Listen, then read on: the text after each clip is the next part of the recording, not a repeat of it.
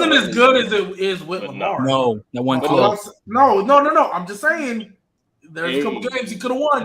Mark Andrews dropped the pass. Mark Andrews dropped the pass. Start it up, Troy. Let's get it going. Start it up. He went 0-5.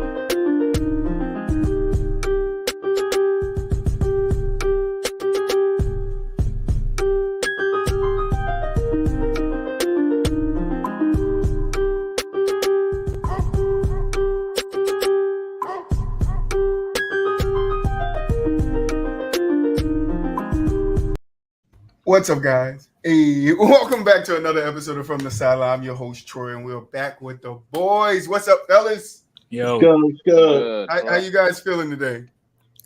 Can't complain. Facts. I'm chilling. Good. It's Friday, man. Gbaby still got the glasses on. Can we get into this? Low key. Get into what? What we was talking about before you started it up. Go ahead. Actually go into it. So, like I said, I'm not on the train like them other casuals are. We're like, oh, Lamar Huntley did the same thing. Like Lamar Huntley is not Lamar Jackson. My point is different from everybody else. All I'm saying is he did and he could have won a couple of them games. Like the one that sticks in my head the most, he should have beat the Packers. That's the one. But let's look at he went 0. That's probably the only one though. We're gonna look at it. We're gonna look at what they did 2021. I know he played us and he was not. He played the Steelers and he was not good. He went 0-5. Okay, but you can go 0-5 and still perform well and it not be your reason they lost. Because remember, he was still dealing with the same trash defense that Lamar was dealing with because everybody was hurt. But it was even worse. It's still a badass take, bro. Either way. Oh yeah, you can say actual take. What's the actual take that they do the same thing? OJ don't know sports. Mm-hmm. Oh yeah, OJ don't know sports. That's a terrible take. I hate him. Talking about some. He said, "What's the name was looking just like Lamar." Good to see you, bro. Okay, yeah. And that was crazy because he wasn't looking just like Lamar. But when did Lamar get hurt? What was the game he got hurt? They were Browns game. Yeah. Yep. In Cleveland, right, they lost. The Browns. You said they got hurt against the Browns, and so that's when he came in. Yes. So he played against the Bears. Okay, cool. So after that Browns. Oh, the Bears game, yeah. So he played against the Bears, and then he came in. Lamar Huntley came in against the Browns. Mm-hmm. So I'm pretty sure Tyler actually played against the Bears, but I could be wrong because Lamar had like COVID or something. Okay, so let me look there. Oh yeah, he did play against the Bears. So let's look. So let me see. So that was the Bears. I want to see what he played before because I'm looking at these scores right here. Pretty dead. And I'm like, I don't know. Like only the Bengals. A lot of them were one possession. Like he had the chance to win. I'm not saying he's Lamar, but I'm saying those games could have went either way. Okay, but can you tell me his stats? Because when I look, I see a K. I'm so godly. What's up, bro? That's why I said. No, he wasn't that good. That's what I'm saying. That's why I'm saying he's like that. It's horrendous. I know. All I was saying was a lot of those games. Like I'm saying, the Ravens still could have made the playoffs. Even with a lot of these, we finally got clutch up here, man. Ravens Browns 16, Ravens Bears 16-13, Ravens Browns 16-10. Those are two games they won. Ravens Steelers 19-20, Ravens Browns 22-24. Golly with the Packers Ravens 31-30. But the only one they got blown out with was Bengals. I'm saying it wasn't because. But does Lamar win those games? Packers game was. I'm just saying. I'll give him that. He like literally. Just because you play, just so you say you could have win. Okay, cool. That's all lost. No, the take's bad. OJ don't know sports take is horrendous. I'm just saying. I'm just trying to give Tyler Huntley some love because I feel like when you watch those games, he wasn't great, but he could have won some of them against teams that should have blown them out. Like I'm saying, against teams that should have blown them out, he was in it. Packers was a 1-point loss. Steelers was a 1-point loss. Rams was a 1-point loss. Steelers in the last game of this, or in January 9th was a 3-point loss in overtime. The Steelers game. Yep. Yeah, like other than the Bengals, the second time, all of them were one possession. Like I'm sorry, but like, how often is it that you're gonna lose 1, 2, 3, 4, 5 straight one possession games? He won a game. I think he won a game. Bears. The Ravens and Browns. I mean the Bears and Browns. Yeah, he won. He beat the Bears, but like not the Browns because the Browns because Lamar was there won for the 16 Browns. to 10. No, that was the one. That was the one Lamar played and threw like 4 picks. Yeah. Oh yikes! Okay. That game. Yep. Oh, yikes. Yeah, that's the game he came in and threw like 4 picks. My bad.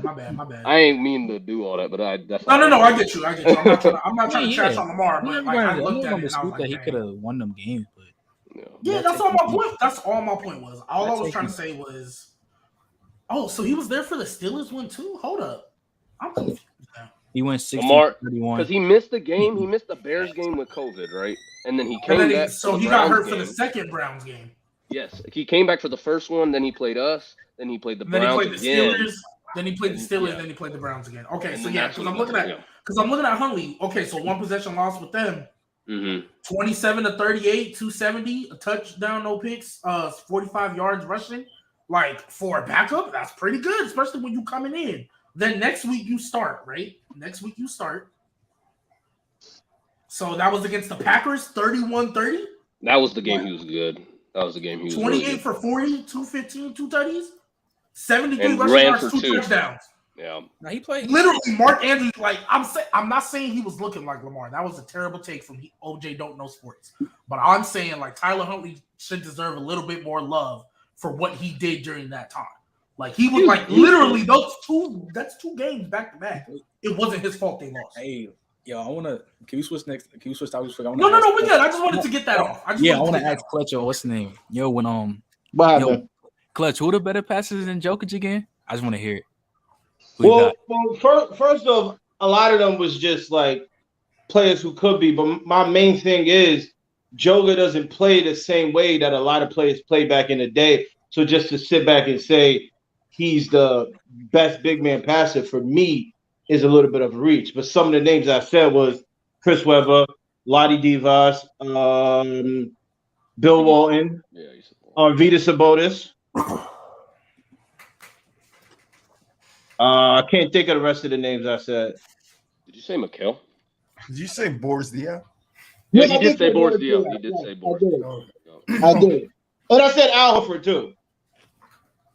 Oh, you did. Look at you.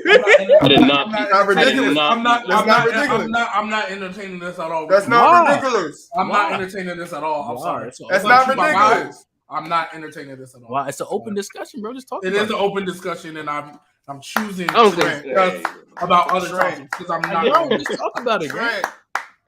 I wholeheartedly disagree. So you think he's the best? The names that you said that I can understand is Sabonis, and I understand Chris Webber. I understand why you would say that. I disagree. So you don't understand Lonnie Divas because Lonnie Divas could pass the ball as a big man. But I don't think it's about passing the ball as a big man. I think it's passing the ball as a big man better than Jokic. I think it's a comparison. But the original take was he's I think it was 3rd best passer of all time. My take was he might not be the 3rd best passer as a big man. And Chris Webber, Lonnie Divas, Arvydas Sabonis, those 3 alone you could put in an argument. My take was Joga plays a lot more with the ball than they did back then. Like I truly believe in this era right now, Chris Webber would probably be an MVP candidate every year because he could do everything these guys could do. And he did it back then when it wasn't a cool thing to do. I don't disagree with the Webber. I don't disagree with the Chris Webber thing either. Or I disagree, but I don't hate the Webber. I don't hate the Sabonis. Lottie Divac, I know the name. I know that's something he's known for. But I don't. He could pass the field. I ain't gonna lie. But see, this is. I'm not this saying is he my can, but problem. I'm saying like I've seen more of Webber and Sabonis than I have of Lottie, to where I can't like give an accurate like where I would rank Lottie. I know that's something he's known for, but I'm like, you my guy, but I'm not doing the Al Horford. You said another name that I'm not doing. I think DL. Like these are nice passes. It's just Jokic. I don't know. I haven't seen him make. But the thing that I said, I'll say this because I said the same thing about Rashid. I said the same thing about Rashid when I think it was Iggy who said that Rashid in today's NBA would be better than Giannis. I said the same thing. I said you got to look at what those guys were able to do in their time, right? And if we're dropping them because you can't just pick them up and drop them in this league, they have to go through the evolution of the game. So if they take just the skill that they had then, and then that skill evolves with the evolution on the game, and they learn the game today, like if those guys were good passes then, who's to say they're not as good as Jokic today? And they were also making dimes when it wasn't all this spacing everybody loves to talk about. Yeah, so Boris Diaw was definitely. You can argue their passes was harder to make than they are today because you don't have all the spacing, the free running around like today's NBA is. Because Chris Webber I'm a Laker fan, and Chris Webber used to pass the ball versus the Lakers, and I would want to fight because it's no way you're 6'10" doing this. And he was before his time, and a lot of players were.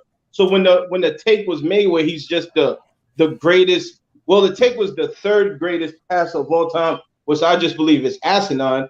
But for me, the other two guys were, I think the guy said it was Mars. I think it was Steve Nash and Magic Johnson. So then you're saying he's by far the best big-man passer, and I say there's a few players who can have an argument for that title. Right. I don't know. I'm not mad at you. There's a nasty route that I could take this, that I'm not going to because you're my guy and I'm not about to be petty with you. Because I love you. I actually love your argument. But like I said, Chris Webber, I can understand. Sabonis, I can understand. If I watched more Lottie, maybe I can understand that. I'm not trying to disrespect them.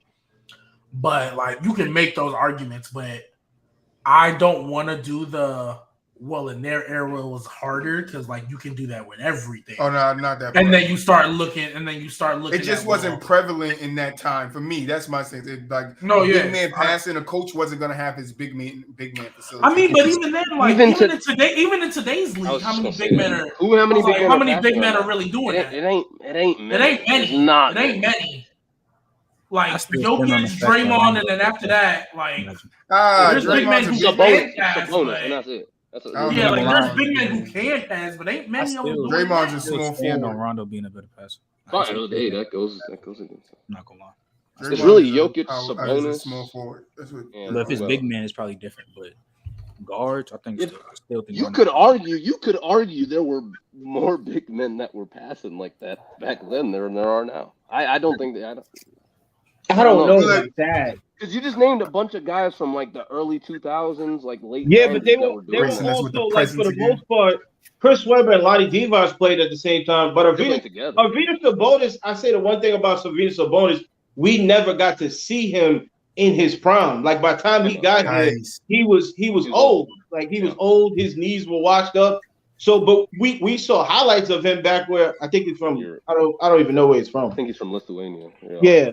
So we saw it. And Lonnie Divac, I saw Lonnie Divac. The funniest thing about Lonnie Divac, he was a great passer, but he couldn't catch nothing.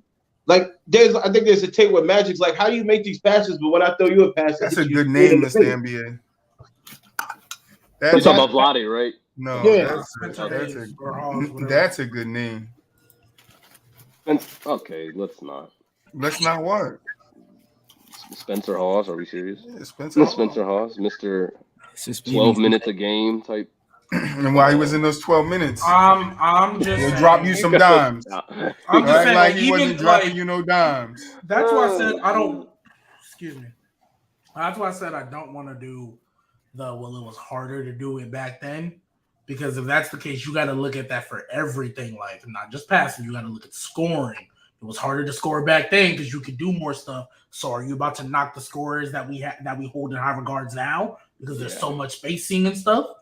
If that's the case, come on, Spencer AI needs to be higher up on scorers list if that's the route we want to go. That's why I don't playing Magic. I'm just looking at what they did. You can do the realistic error stuff too, but when you go it was harder to do it back then than here. I just feel like it falls apart later because of if we keep that same thing. AI need to be higher up on lists. James Harden needs to fall down a couple lists. No, he don't. But I'm not going to lie. If you make that argument with me, it won't win because I'm with you. I'm not a fan of James Harden.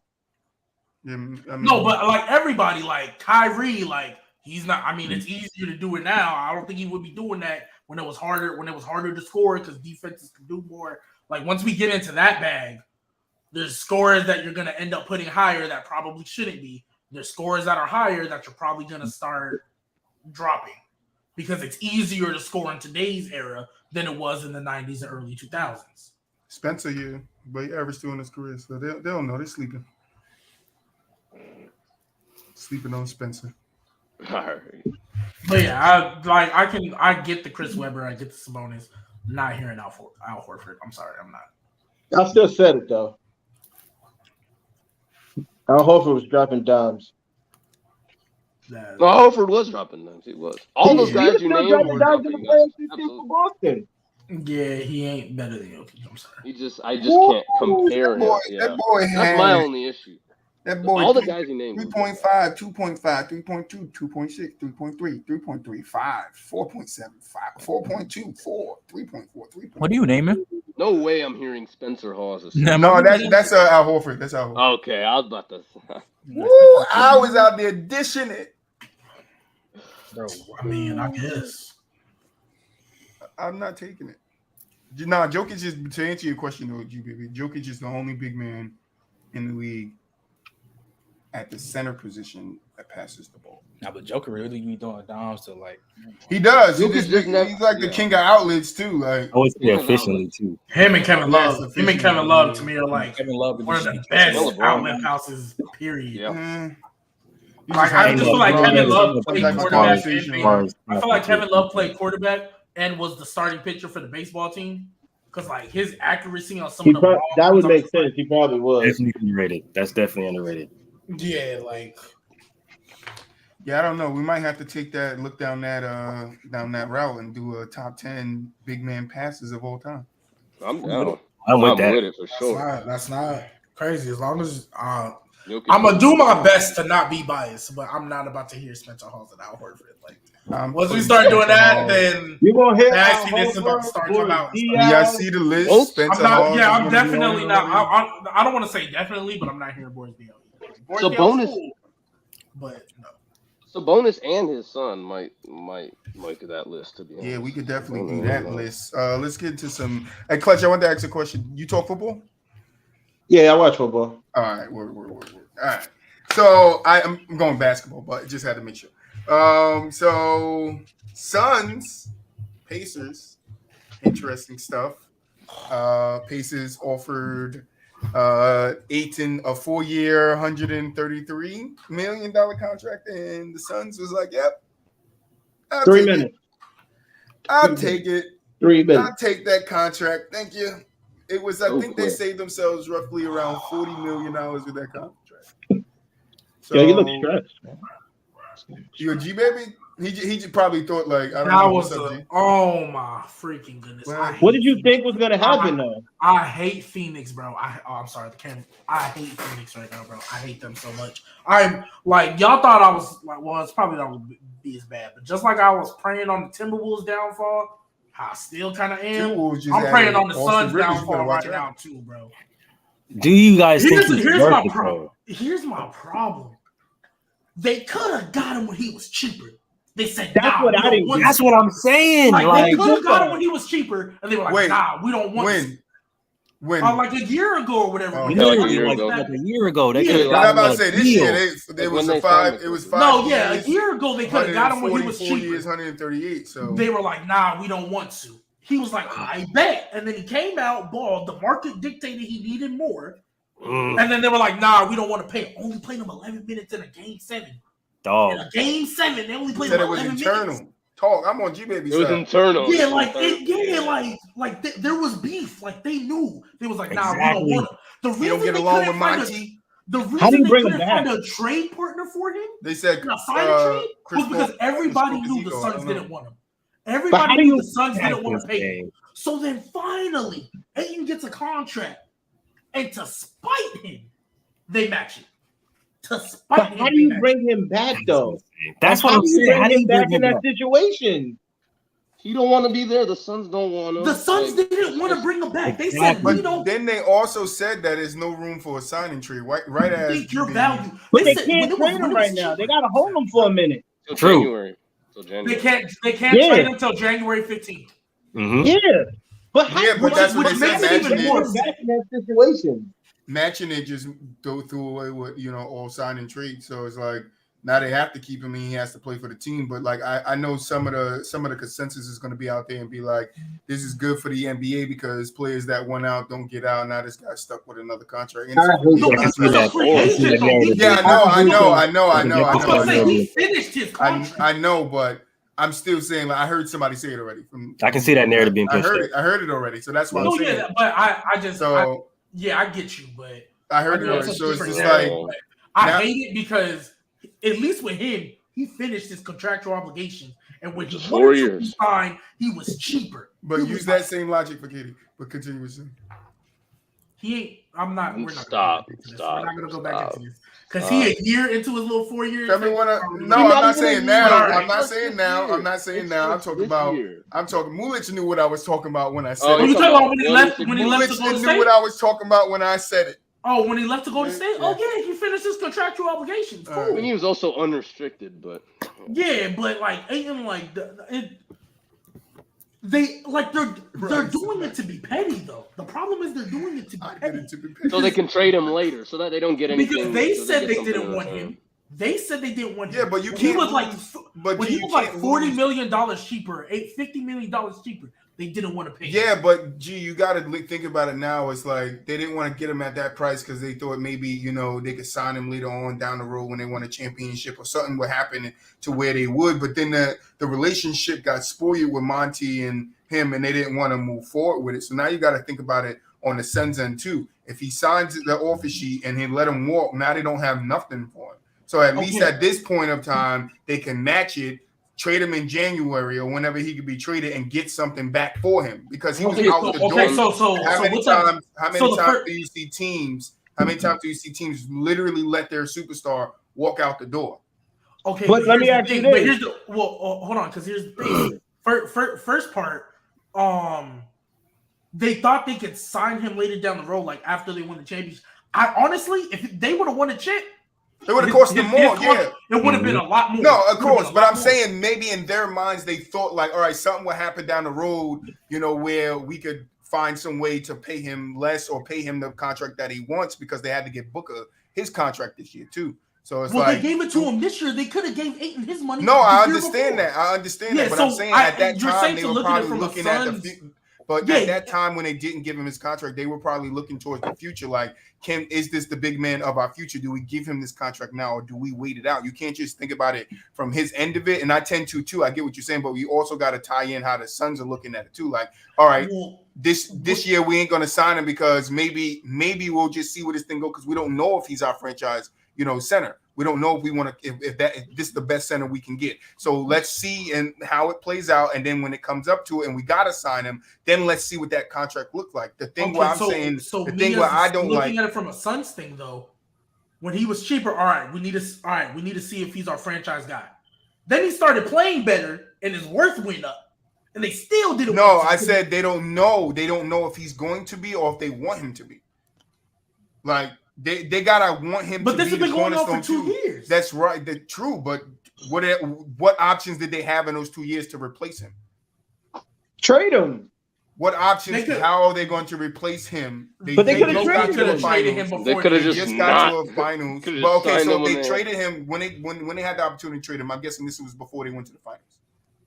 It was that year they didn't want to pay him that extension. Yeah, the year that they went to the finals, right? Yeah. So before all right, they so got if they there, trade him, right? Season, If they trade him early in that season, the Suns don't make the finals.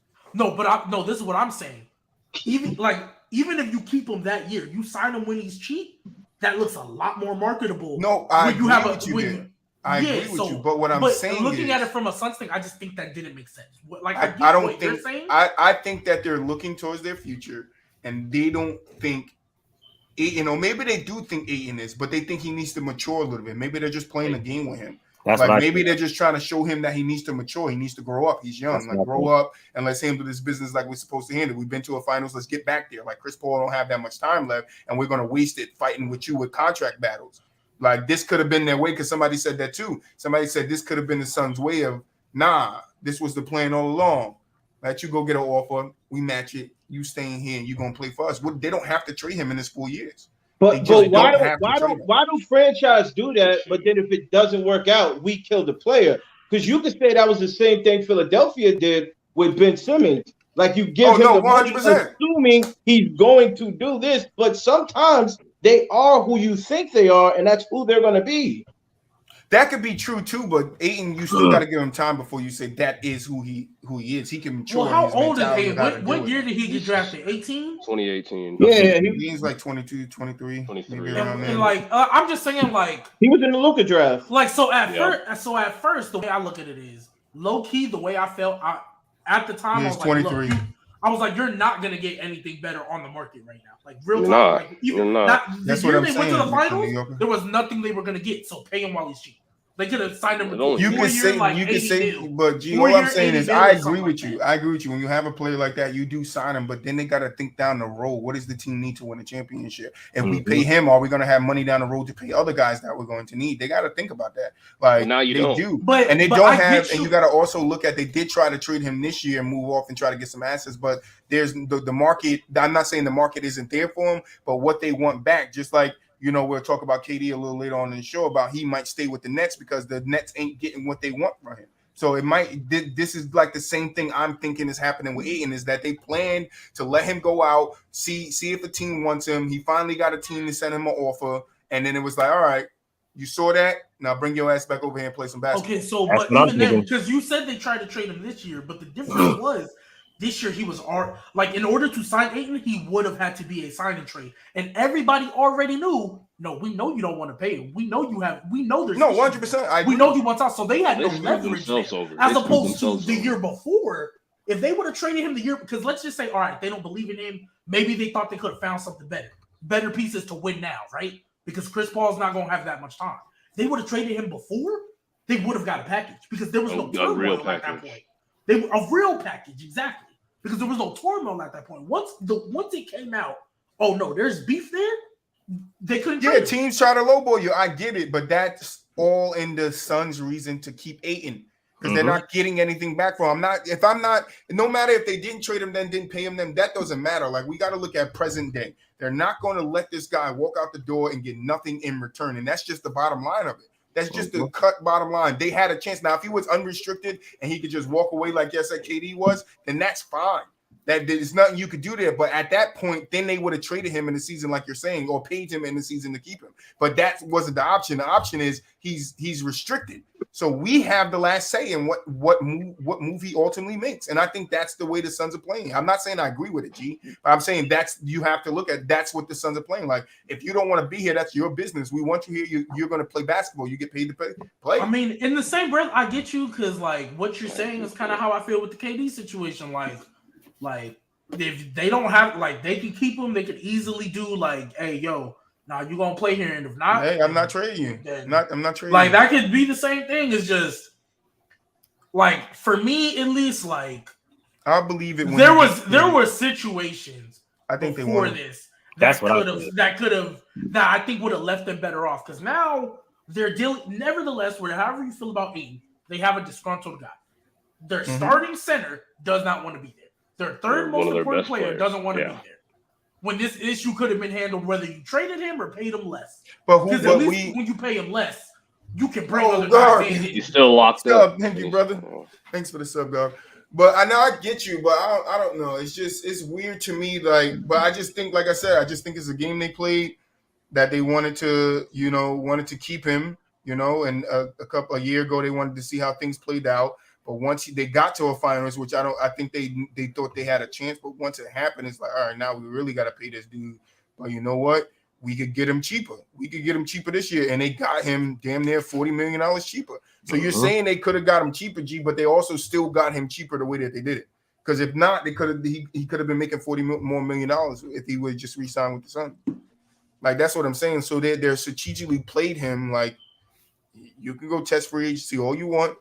But we have the restricted on you, and we get to say whether we sign you back and sign you and don't. Now we have seen like with Brogdon. I think when Brogdon had the unrestricted and he signed somewhere, I don't think I forget the team they didn't match. Bucks. Oh, you see that? Yeah, you see that with because they said they didn't. The Bucks, yeah, they didn't. Yeah, they didn't. And it's like Could have been it could have been a ploy, G. It could have just been a ploy. Well, that makes then the makes stuff you Phoenix brought up, the internal. I was like, that makes after Phoenix the playoff even worse. when he If it was plays a 11 ploy. minutes.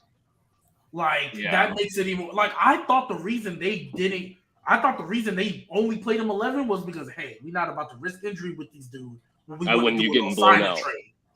Yeah, like I'm not about. No, he didn't know. Report came out that he did not want to go back in the game because they were blown out. Yeah, I think he was benched.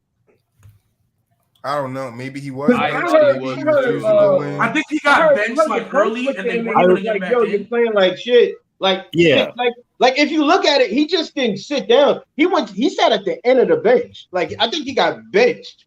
If I remember it correctly, he got benched, and then him and Monty got into it when Monty tried to get him to go back into the game. He wasn't fucking with it. He was like, "I'm not trying to go back into the game," and that's when they got into it some more. So, like, that's what kind of drew that bad blood because he got benched because he was playing shitty.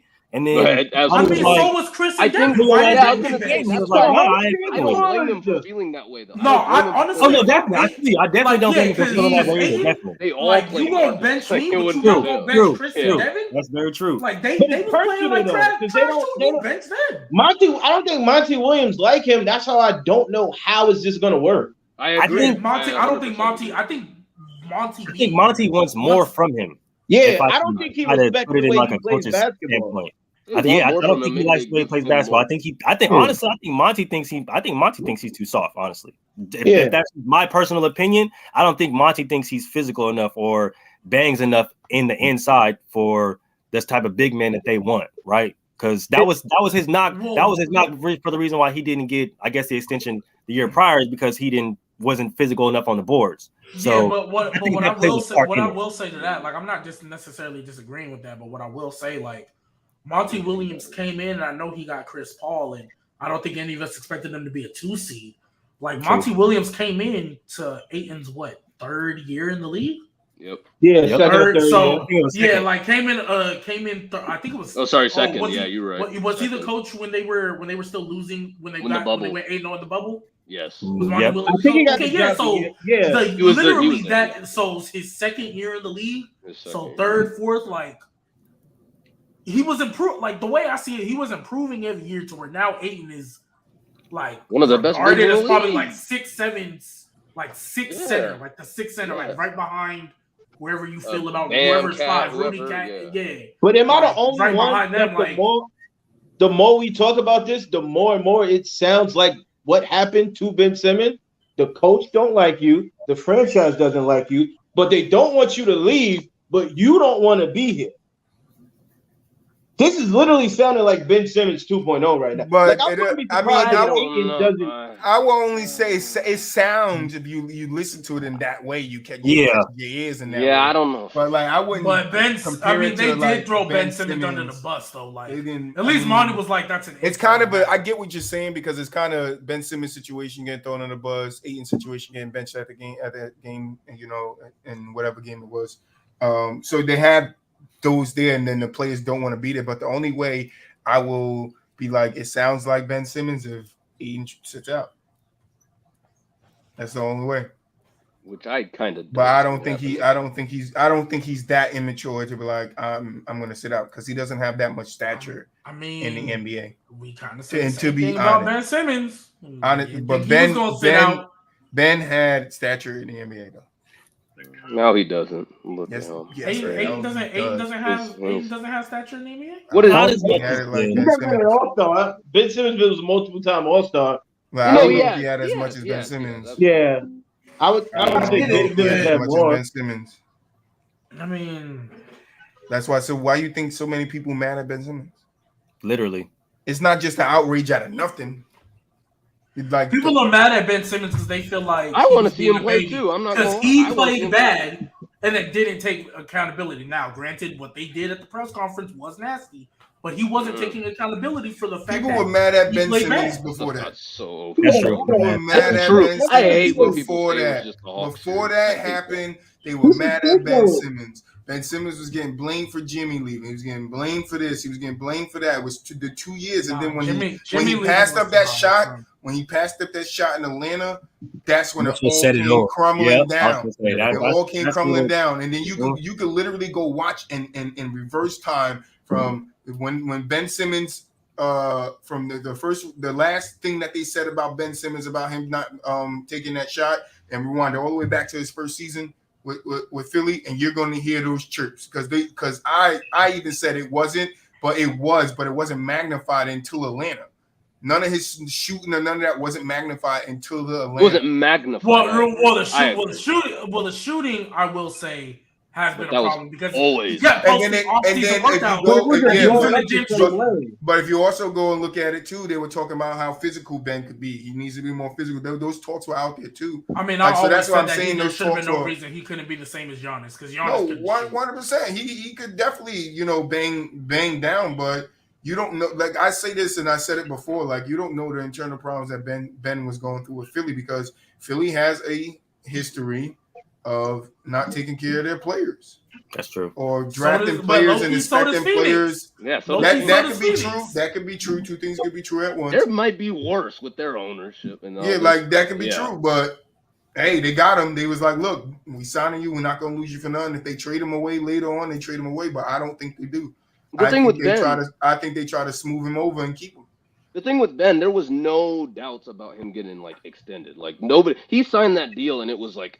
Yeah, because he was balling. Because he was balling. Yes, exactly. But and then something happened. I think Aiden at the time was balling too. Something happened from the time Jimmy left to the time Ben was like, "Nah, I'm sitting out." That just turned Ben off. Was like, "Nah, bro." Like you could look at players like Marshall Faulk. I don't really remember talks of him not being able to shoot the ball or blah until he got to Phoenix. Marshall Faulk. Markel Falls. Marshall.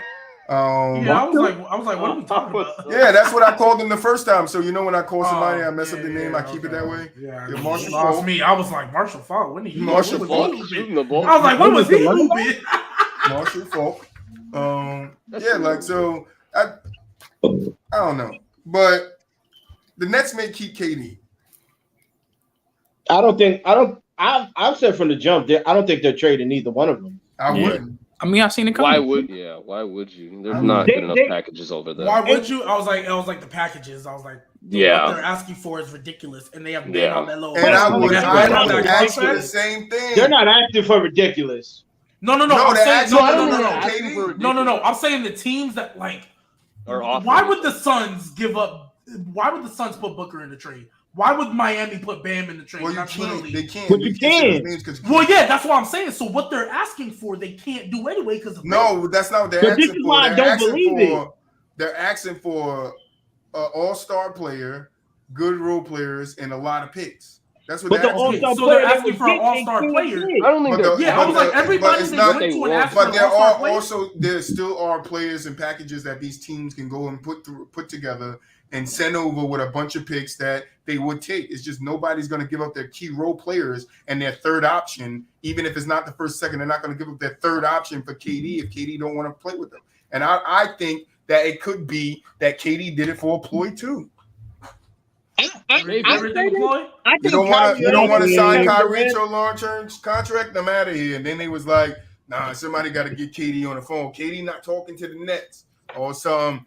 No, the Nets are. But they're still not going to sign Kyrie to a long-term extension. Oh, they're willing to keep KD. Something is talked about behind the scenes while everything is all smooth over and shit look different.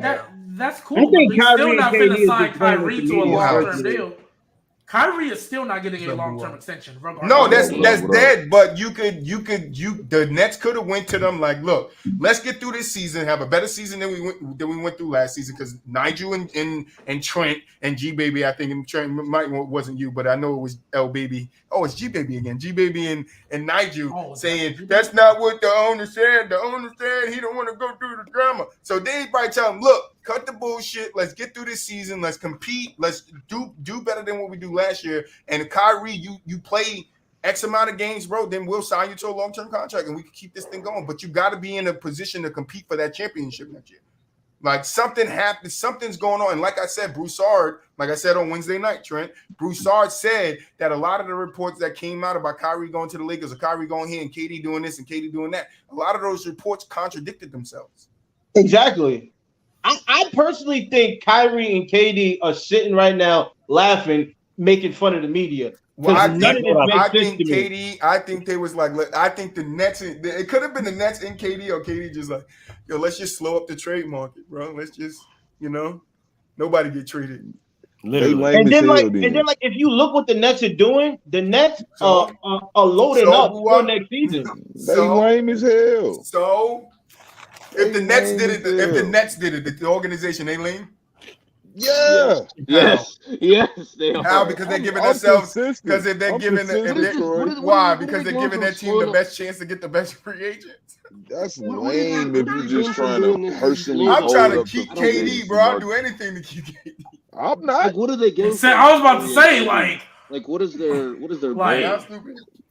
Just a wait. Weren't you saying that if the Nets they were saying they don't want KD and KD sitting there like, why do I want to play? I also said Broussard said a lot of those reports that came out contradict themselves. And what I also say, Trent, that we as fans can bite those little apples, that those little iffy reports, but big head media shouldn't. So yeah, I dozed in some of those reports that came out. So did you? Yeah. BooWop said. Yeah. I'm on BooWop, so but what you think about the Nets keeping KD and Kyrie for next year? You think they're going to compete with their new additions, MJ Warren, Royce O'Neal? I love that. That's funny. Fuck them. Gbaby didn't like that at all. You seen Gbaby? I wish I could just rewind it so you can see Gbaby's face, but I said MJ. That'll be a first round exit again. Oh, that's not what I was reacting to. Nigel, I was like, that's what I was thinking about. Like, I was reacting to are they going to compete? They're not winning the chip. Now you got they're not winning the chip. Now you got another third. You got a third option now. They're not winning the chip if they're running back with the roster they have right now. No, they're not winning a chip. They said Warnock. If they get out the East, Warnock asked how y'all feel about they don't trade KD or Kyle. Like how y'all feel about that lineup now? I think that's what I'm saying. Royce O'Neal win a series. Royce O'Neal brings defense. TJ Warren can bring some defense and offense. I'm off joking. So what are you talking about? Well, how is that not as a third option better than what they had after James Harden left? They still, I think Patty resigned. They still got Seth. Joe Harris is coming back. I don't know. You guys saying they're first round exit. I don't understand. Like Joe Harris might be done. It ain't. Y'all talking about Win, Kyrie, and KD? Yes. Oh, they can easily make it to the Eastern Conference Finals with that team. I think they can make it to the finals. That's what I'm saying. I'm just saying, like at the bare minimum. We were saying the Nets don't make it to the finals. You saying a first round exit? You saying a first round exit? Like that's not a better team or better.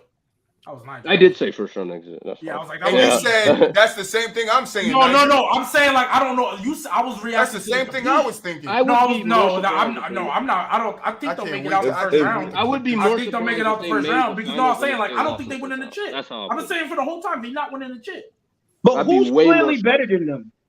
You would have to tell me Milwaukee or somebody was the 7th seed and Giannis was hurt until the playoffs or some shit. Like for what? It's the only way I can see Brooklyn losing in the first round, like some shit like that. Brooklyn, that's what I'm saying. I'm not like with that roster. I'm talking about with that roster. Yeah, they'll get out the first round. They should get out the first round. They should. Don't sleep on TJ. I don't know if they play in Boston or Milwaukee second round. You guys are saying you're done with Joe Harris after what? One injury? He got injured. Like, was he not good for them the previous year, helping Kyrie and James Harden? Not in the playoffs. Not in the playoffs. Awful. No, wait. Pause. Not in the playoffs. Are you saying that we shouldn't terrible? Are we saying that we shouldn't hop off of somebody after one injury? Wait, hold on. Pause. Okay. I'm saying. Do what? One injury and we shouldn't hop off of people. Yeah, we shouldn't hop on. You should hop off people. Period. There's no hopping at all. You know what I mean? Only hopping should be. We shouldn't give up on somebody's potential off of one injury, right? That's the only. That's what you said. I wouldn't listen. Because you said. I'm gonna be serious. So wait, about we're saying Joe Harris isn't like that after what? One injury? it's not that he not like that. It's the thing about like he's not great defensively, right? No, but my point was because Troy was saying like, because I said I'm off Joe Harris. You're like, why? After just one injury? So basically implying that just because you had one injury doesn't mean you should just hop off the wagon that fast, right? Yeah. Who wagon I hopped off if they got one injury? Are we really gonna do this, Troy? Yeah. We gonna act like you don't know where I'm going with this? You gonna act like you don't know where I'm going with this? Are you talking about? You were saying. Are you talking about? Are you talking about MPJ? No, Jamal Murray. I know MPJ came in with injuries. I ain't talking about him. I didn't know where you was going, G. I knew exactly where you were going. You were talking about MPJ. No, MPJ came in with injuries. No, MPJ I never said that about Jamal Murray. No. I never said that about Jamal Murray. Never said that about Jamal Murray. So what are you talking about, my boy? Ain't you? I'm not gonna lie. Only thing we said about Gbaby. The only thing we said about Jamal Murray. What did I say about Jamal Murray? I said I don't believe in Jamal Murray after the bubble because you magnify the bubble. See the content. No, but then I said he came back and was averaging 22. He came back and was averaging what? I'm talking about 22 before he got injured. G, I'm talking about what he's going to be. He came back that next season after the bubble. I'm so. Y'all can be off of Jamal after the injury, but I can't be off of Joe Harris. Nobody said we were off of Jamal. We said that we need to see some more. It's a difference from being off of and needing to see some more. The dude in his learning, right? In his first 4 years in his learning, he has an injury that made him miss time a whole season. So what we're saying is that's not easy for a young person. I want to see how he comes back. That's what I said. I didn't say I don't believe in him. No, I'm not as hyped on him as you are about his performance in the bubble, G. That's the only thing. Nobody's off of Jamal Murray. That you overhype the living shit out of Jamal Murray. That's what it makes it seem. I never said I was off Jamal Murray. If me overhyping Jamal Murray is saying when last time he was healthy, they were a top 3 seed the past 3 years. If that's overhyping Jamal Murray, I'm sorry. I'm sorry. No, it's a little more than that. You see, you downplaying it. That's the context. He's about to take you through the loop again. He's about to explain to me how. Explain. BooWop, explain it to me. You the one that be the less. You the one that come at me the less. Explain it to me. For us to even have to go through the Donovan Mitchell better than Jamal Murray, like that right there lets me know you too high on him. What do you mean? What I just said. Right. You think it's a conversation between these two players? I would rather have Jamal because that's my guy, and I don't care for Donovan Mitchell. Right. That's the problem. Guy. No. I can have a preference. Well, that's I can have a preference. But he's biased. If I say I'm biased, I know Donovan Mitchell's better, but I'm saying preference. How far is Donovan? How much is Donovan Mitchell better than Jamal Murray? Be real dead. I mean, if you want me to slander him, sure, I'll say like Donovan Mitchell's a top 25 player and Jamal Murray isn't. Like, I don't know what you want me to like. What do you want me to do? Go out there and say, okay, it's like a to infinity and beyond. Like Donovan Mitchell's on the sun and Jamal Murray's on Pluto. Like, I'm not about to do that. You ain't got to do that. Because you really don't have to. Donovan Mitchell is a better player than Jamal Murray. I would rather have Jamal because I don't care for Donovan Mitchell. See, why would you rather have the lesser Because player? I personally like Jamal more than Donovan Mitchell. Because he likes his big man to pass I the got ball. heat for saying Donovan Mitchell wasn't a top 5 shooting guard. That's why, BooWop. Okay, Troy. You know what I mean? He wants a non-pass first point guard. He doesn't need to get that many assists because Jokic got it. Hey, Donovan Mitchell ain't no pass first. No, he's not. Not a point guard, though. He's a 2 guard. Yeah, he's a 2. Jamal Murray is more of a 2 guard than a point guard, too. But yeah, Jamal Murray should be a 2 guard. They just moved him to the 1. He came in as a 2 guard. But I'm just still saying I would rather always have the better player. Like if I'm not a always, fan it of the depends on for our team, I would rather have Jamal. I think he does. No. For our team, I would rather have what Jamal. I say, Malik? What I say for our team? For our team. Y'all can disagree, but I've been watching the Nuggets for the past 3 years. You need the Jokic to go with my team. You need the Jokic to go with my team. But why wouldn't Mitchell fit with Jokic? I didn't say he wouldn't fit. I just said I'd rather have Jamal. But Gbaby, I'm gonna tell you what I do. Real quick, BooWop. Real quick. Yeah, that's why I'm not even getting mad. I told you his preference. I'm not. Real quick. I told you his preference. On the Nuggets, Jamal Murray and Jokic or Donovan Mitchell and Jokic? Which one do you? I would rather. I can say this stuff, blue in the face. I would rather have Jamal. That's my personal preference. But look, my personal preference. But you said you've been watching the Nuggets for 3 years. I've been watching basketball for 30 years. Okay, ain't no situation where I'm gonna want the lesser player. Rather, I like this player. I like, you know what I'm saying. We all got our preferences, but I'm taking Kobe. Yeah, you know what I mean. Like, sorry, Paul. So wait. Fit doesn't matter. So like, you wouldn't like fit matters. Donovan Mitchell would fit. Why wouldn't Donovan Mitchell? No. But you said there was no situation where you would take the lesser player. I'm like, there are if the team construct don't fit well with what the better player does. Yeah and no, because like again, we talking about similar players. I'm not talking about somebody that's gonna disrupt what Jokic does. Donovan's not gonna do that. And so, I'm not saying that, but I'm like, oh, that can be what y'all feel. I would rather take Jamal. Like, and Warnock, you saying I'm chatting, you the same dude that said Kyrie was better than Paul George, or Paul George ain't the top 15 player. Like, don't come at me, bro. You the same one talking all that crazy stuff too. Talk about how Reggie. Yeah, like, come on. What are you talking about, Mr. NBA? We don't know what Jamal Murray is without Jokic. Troy gotta stop. We know tell him to stop. Oh, you tell him to stop. Like we seen Jokic become a 2-time MVP without Jamal Murray. We seen that. No, but yeah. No, I agree. He was an MVP. It's not against Murray. He was an MVP when I'm there, but the only thing I say that's against anybody is MPJ. I wasn't talking about MPJ when I brought it up. He can't pause before somebody blew his back out and pause after pause. Huh? That boy back is why is he that he got the MVP? Because I think if he was playing with Donovan, both of them. Because if he was playing with Donovan Mitchell, he probably would have won and won. That's no. I don't know. He could have. I'm not doing that. I'm not gonna lie. I'm not doing that. I'm not doing that. I'm going to say that. Because it's hard to win with another top 25 player on your team. It really is. Like, it's hard to win the MVP. People see that as help. People see that. You got LeBron did it with 2 top. I'm not. But they don't do it to everybody. I'm not going to do that. I'm not going to. No, you got to do it. You win. No, I'm not going to. I just, like I said, get him clutch. Get him clutch. But they don't do it to everybody because he was about to say it. LeBron won it with multiple top 25 players. They pick and choose who they want to give it to. No, they do. They do pick and choose 100%. They do. And last year, I would say not this year. Last year, they were going to pick and be. D-Wade was not necessarily top 25. I know we kind of going on a tangent, and I'm really sorry, but I really want to go down these last couple of MVPs because I know there was a while I was like, CP3 was top 25 or Harden won it. Russ didn't have anybody. Steph's MVPs, a lot of people were calling Clay top 25. Yeah, Draymond was a top 25 player. Like, again, what I'm saying is that if you have a legit number 2, Draymond was a legit number 2 scoring option. Like not a number 2 scoring option. I would just say a number 2 option, a legit one that's respected as a star. It is hard to win it.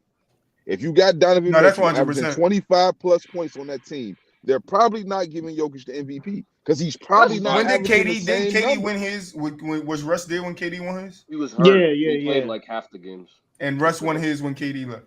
Yeah. Okay, so Russ was hurt. So if them two stay together, they neither one of them. I'm keeping it a buck. I really want to go down this last. That's not crazy. I know early 2000s it's a little harder, but like at least in the modern, like okay, so Jokic didn't have any.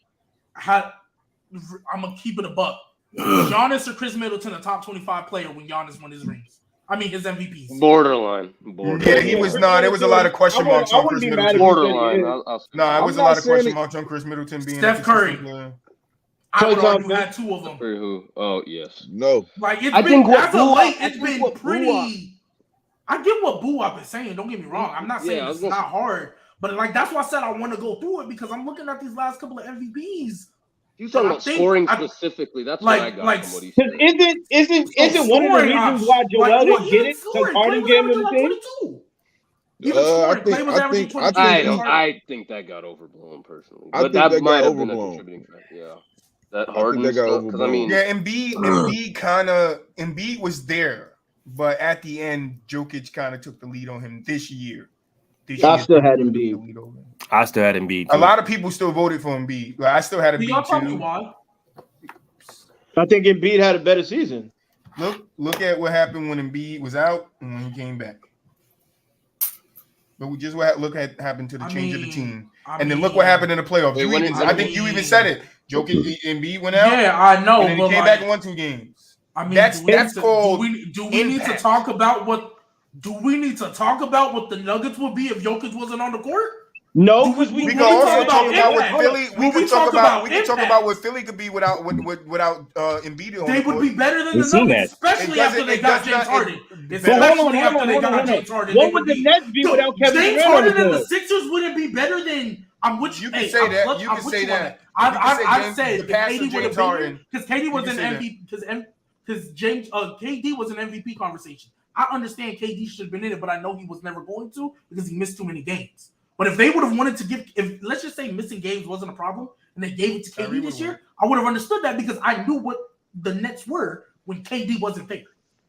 They were trash. Same thing with the Nuggets. Like, let's keep it a buck. Jokic not on this year, not on that team. like what are we doing? I'm sorry, Monte Morris, Will Barton, and Aaron that become a reason to give you the MVP though? Huh? When did without you on the team and your team being trash be a reason valuable. To give you the MVP? So if you're gonna, it's most valuable. But if you're gonna go best player on the best team, Devin Booker should have got it. I'm not mad at that. I'm not. Like, if that's what we're gonna do. But my problem with the MVP is it's not consistent. It's not. I genuinely believe that the MVP 95% of the time has pretty much been consistent. Like, look at these last No. Okay, 90, not 95, but literally.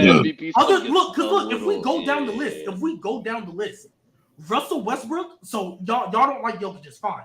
But before that, Russell Westbrook's MVP.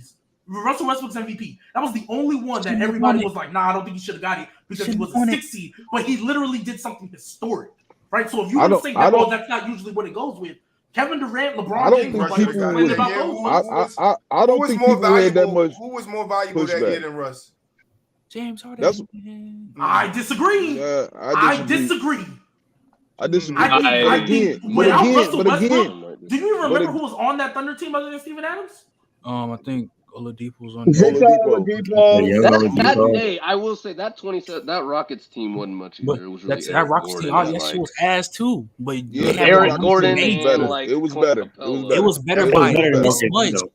By this much, it was better. It's better, Trent. It was better. Don't matter how much better it is. It was just better. I'm not sitting here telling you that the Rockets was a championship team and nothing like that. It was just better. They had a better 6-man. I would have took Eric Gordon over any other option Russ had that year. Like, as far as the scoring option. I just think, but I'm just saying, I don't think. Again, I always personally believe it really ain't nobody ever got robbed to me. I think everybody that won the MVP was deserving of the MVP. But to what Clutch was saying, like I think a storyline is what it is at the end of the day. Whoever comes out with this storyline is going to most likely win the MVP. Yeah, but I'm not saying storyline ain't got nothing to do with it. Like, that's wrong. I understand there's a storyline with it, but it shouldn't be that thing that trump everything though. No, I'm with you, but like literally take out the storyline. Okay, I'm not trying to say take out the storyline, but like if y'all if we really want to talk about Jokic's quote unquote storyline this year, he's got literally. I think I don't look at that like, oh well, it's just narrative ball. No, he literally didn't have his top 2 options. MPJ only played 9 games, and he was trash in the 9 games.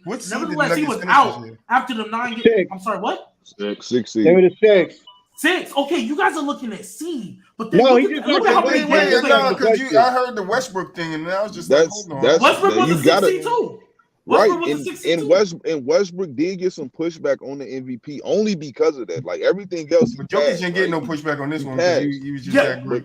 Whoa! He definitely got pushback. Let's not do that. Jokic has been getting pushback for the past 2. He's getting pushback 2 years. He got pushback last year. I'm talking about this MVP, not 2 years, Nigel. What you talking about? Why y'all always? That was Gbaby. I'm talking about this year. I said whoever said 2 years. Your mouth was moving. I saw your mouth moving. I said he's been getting pushback every single MVP. So to say he isn't getting pushback, every MVP gets pushback though. Not every MVP. No, definitely every I get MVP what gets you want that, pushback. BooWop. Every year gets pushback. Damn near every MVP gets pushback. Hell yeah. Every year except for probably like the Steph year when he won it. That was the only one. Even though he won the unanimous, there's still so LeBron got pushed back. LeBron got pushed back in his two Miami MVP. Hell yeah. Yeah, he got some pushback. Wait, no, he didn't. No. LeBron did not get no pushback in Miami. Hell. What was the pushback? 2012. In 2012. Who should have won it? Who should have won it? Let me go ahead. Wait, let me go ahead. Hold on. I would love to know who should have won it. I'm getting any pushback. I specifically remember everybody was on Braun line like he didn't deserve that MVP. I think if we talking most valuable and you being off your team being valuable, then how can we say the first year he won in Miami, he was more valuable than Carmelo Anthony was to the New York Knicks? Wait, which years are you talking about? The first year he won in Miami, I think he was the first and second seed. Carmelo Anthony was the second or third seed in the East. How was LeBron James playing on the team with Dwayne Wade and Chris Bosh more than Carmelo Anthony playing on the team with his second best players, J.R. Smith? That's a great fucking question. I'm not. I mean, they also did win. I'm not arguing against that. They also I'm saying did win. LeBron was not getting pushed back in the 2 years in Miami. The same shit. And the inconsistency of the MVP award. Giannis got a little bit of pushback the first one, but he kind of James Harden. He got a little because James Harden that year averaged 36. I'm telling y'all, everybody gets even some the year type of after pushback. Some is bigger than others. Everybody gets pushback. Yeah, hey, I ain't gonna lie, that was a great ass question though. I'm not gonna lie to you. I think they said KD should have won an MVP one of them years or some shit. When James Harden won it, they tried to say LeBron James should have won it, which was I agree with that. I heard multiple years somebody else won it. LeBron should have won it. 2011, he should have. 2011, that's what Troy heard me when I said Derrick Rose. 2011, he should have won that. Okay, I say the same shit about Steph first. I disagree. You talking about the first year in Miami? Yeah, the first year in Miami. That was Derrick Rose. That was Derrick Rose MVP. He deserved that MVP, yeah, I think like hands down. That, like no doubt. But the problem is, like, what are the criteria to being an MVP? Because there's no consistency. It's no consistency. I would agree. I can get what you on that, but I'm saying, like, if you look at the past ones, 9 times out of 10, the best player on the best team has won MVP. Usually that's how it's been going until like the 2010 started to hit. But then I up down a little bit. I would say 7 out of 10. There's also been voter fatigue. Like there was years where Shaq was playing with Kobe, when Shaq was clearly the MVP of the league, but they didn't give it to him because 1, he was playing with Kobe Bryant, and 2, it was voter fatigue. And you could say the same thing about Michael Jordan. You could arguably say the same thing about LeBron James when he was in Miami those 4 years. For sure.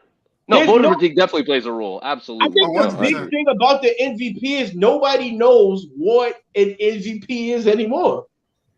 Because they changed the. I don't disagree with that at all. That's why you have to have your own criteria. You know what you respect. My own criteria, I don't buy absolutely. That's why, like, with my criteria, Russell Westbrook winning MVP was not a problem for me. Now, when we talk about one of Steph's MVPs, I'm not gonna lie. I remember saying Harden should have won it. The first one, I remember that. Derrick Rose, honestly, I'm not gonna lie to you. I have personally never had a problem with that MVP. I'm not mad at Derrick Rose. Not mad at Derrick. No, I mean, Derrick definitely. I'm not mad at nobody that won the MVP truly, unless we talking about Kareem when he won it like years ago. But like everybody else but everybody else that won it had a that's case back when to players win it. voted. That's what back when players. No, it's always one of the top 2 people that did it. So I'm kind of mad at one of the second one for me. Yeah, I'm kind of mad at those. Which one? I'm not mad at him. I'm not mad at him. The first one he absolutely deserved. No question. We've been through the what? The first one. Yeah, the first one. Yeah, I would say that. The second one. Who should have won the second one? I think he deserved the second one, but Kobe could have won it. I don't care. Hey, you know what? And we've been through this already. If we're gonna talk about what the criteria was up until that point, Kobe wasn't even second. He was like LeBron 4th. over him. He was like 4th. Yeah, but he was like a 6 or 7 seed. You cannot have a problem with Joker winning it and then have a problem with Kobe winning it. No. That's not what I'm saying. I'm saying up until that point. Because up until that point, Russell Westbrook hadn't happened yet. Jokic hadn't happened yet. everything else was still relatively consistent. So going up until that point, up until 2006, Kobe winning it wouldn't have made sense. That would have been the Russell Westbrook or the Jokic, because he was a 6 or 7 seed, if I'm not mistaken. And you look at what Dirk and LeBron was doing for their teams. Steve Nash having, if I'm not mistaken, the best team in the league. I think they had the second best record that year. Second best. I'm sorry.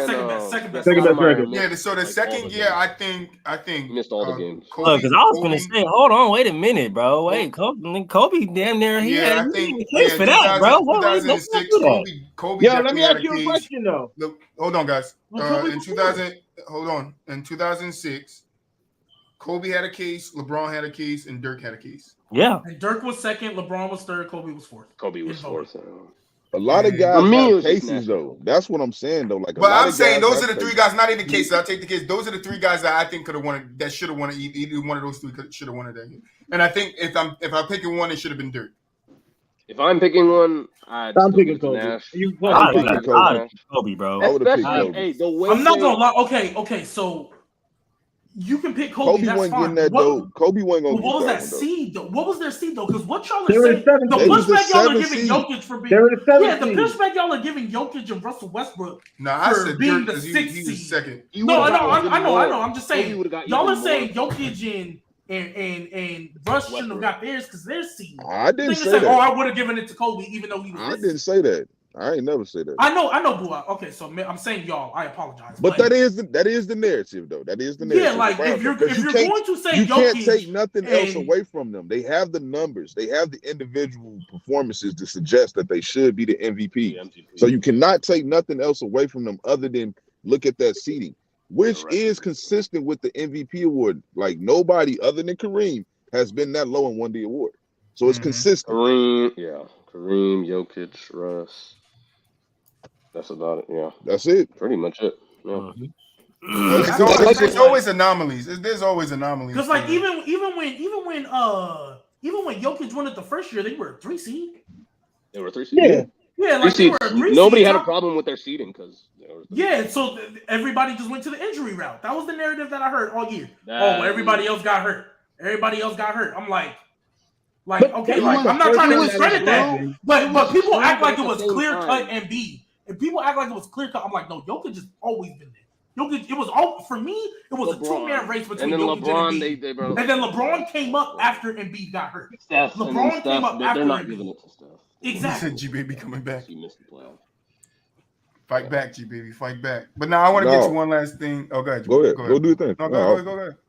I was gonna just say, like, again, like with Jokic, it's just I think he caught everybody by surprise. The first MVP anyway. Like Embiid was more expected. This was kind of like people want to see what they expecting. Like Embiid was chosen to kind of be the next great big center, you know what I'm saying, in the league. So I think everybody was just happier to see him finally be that these last 2 years.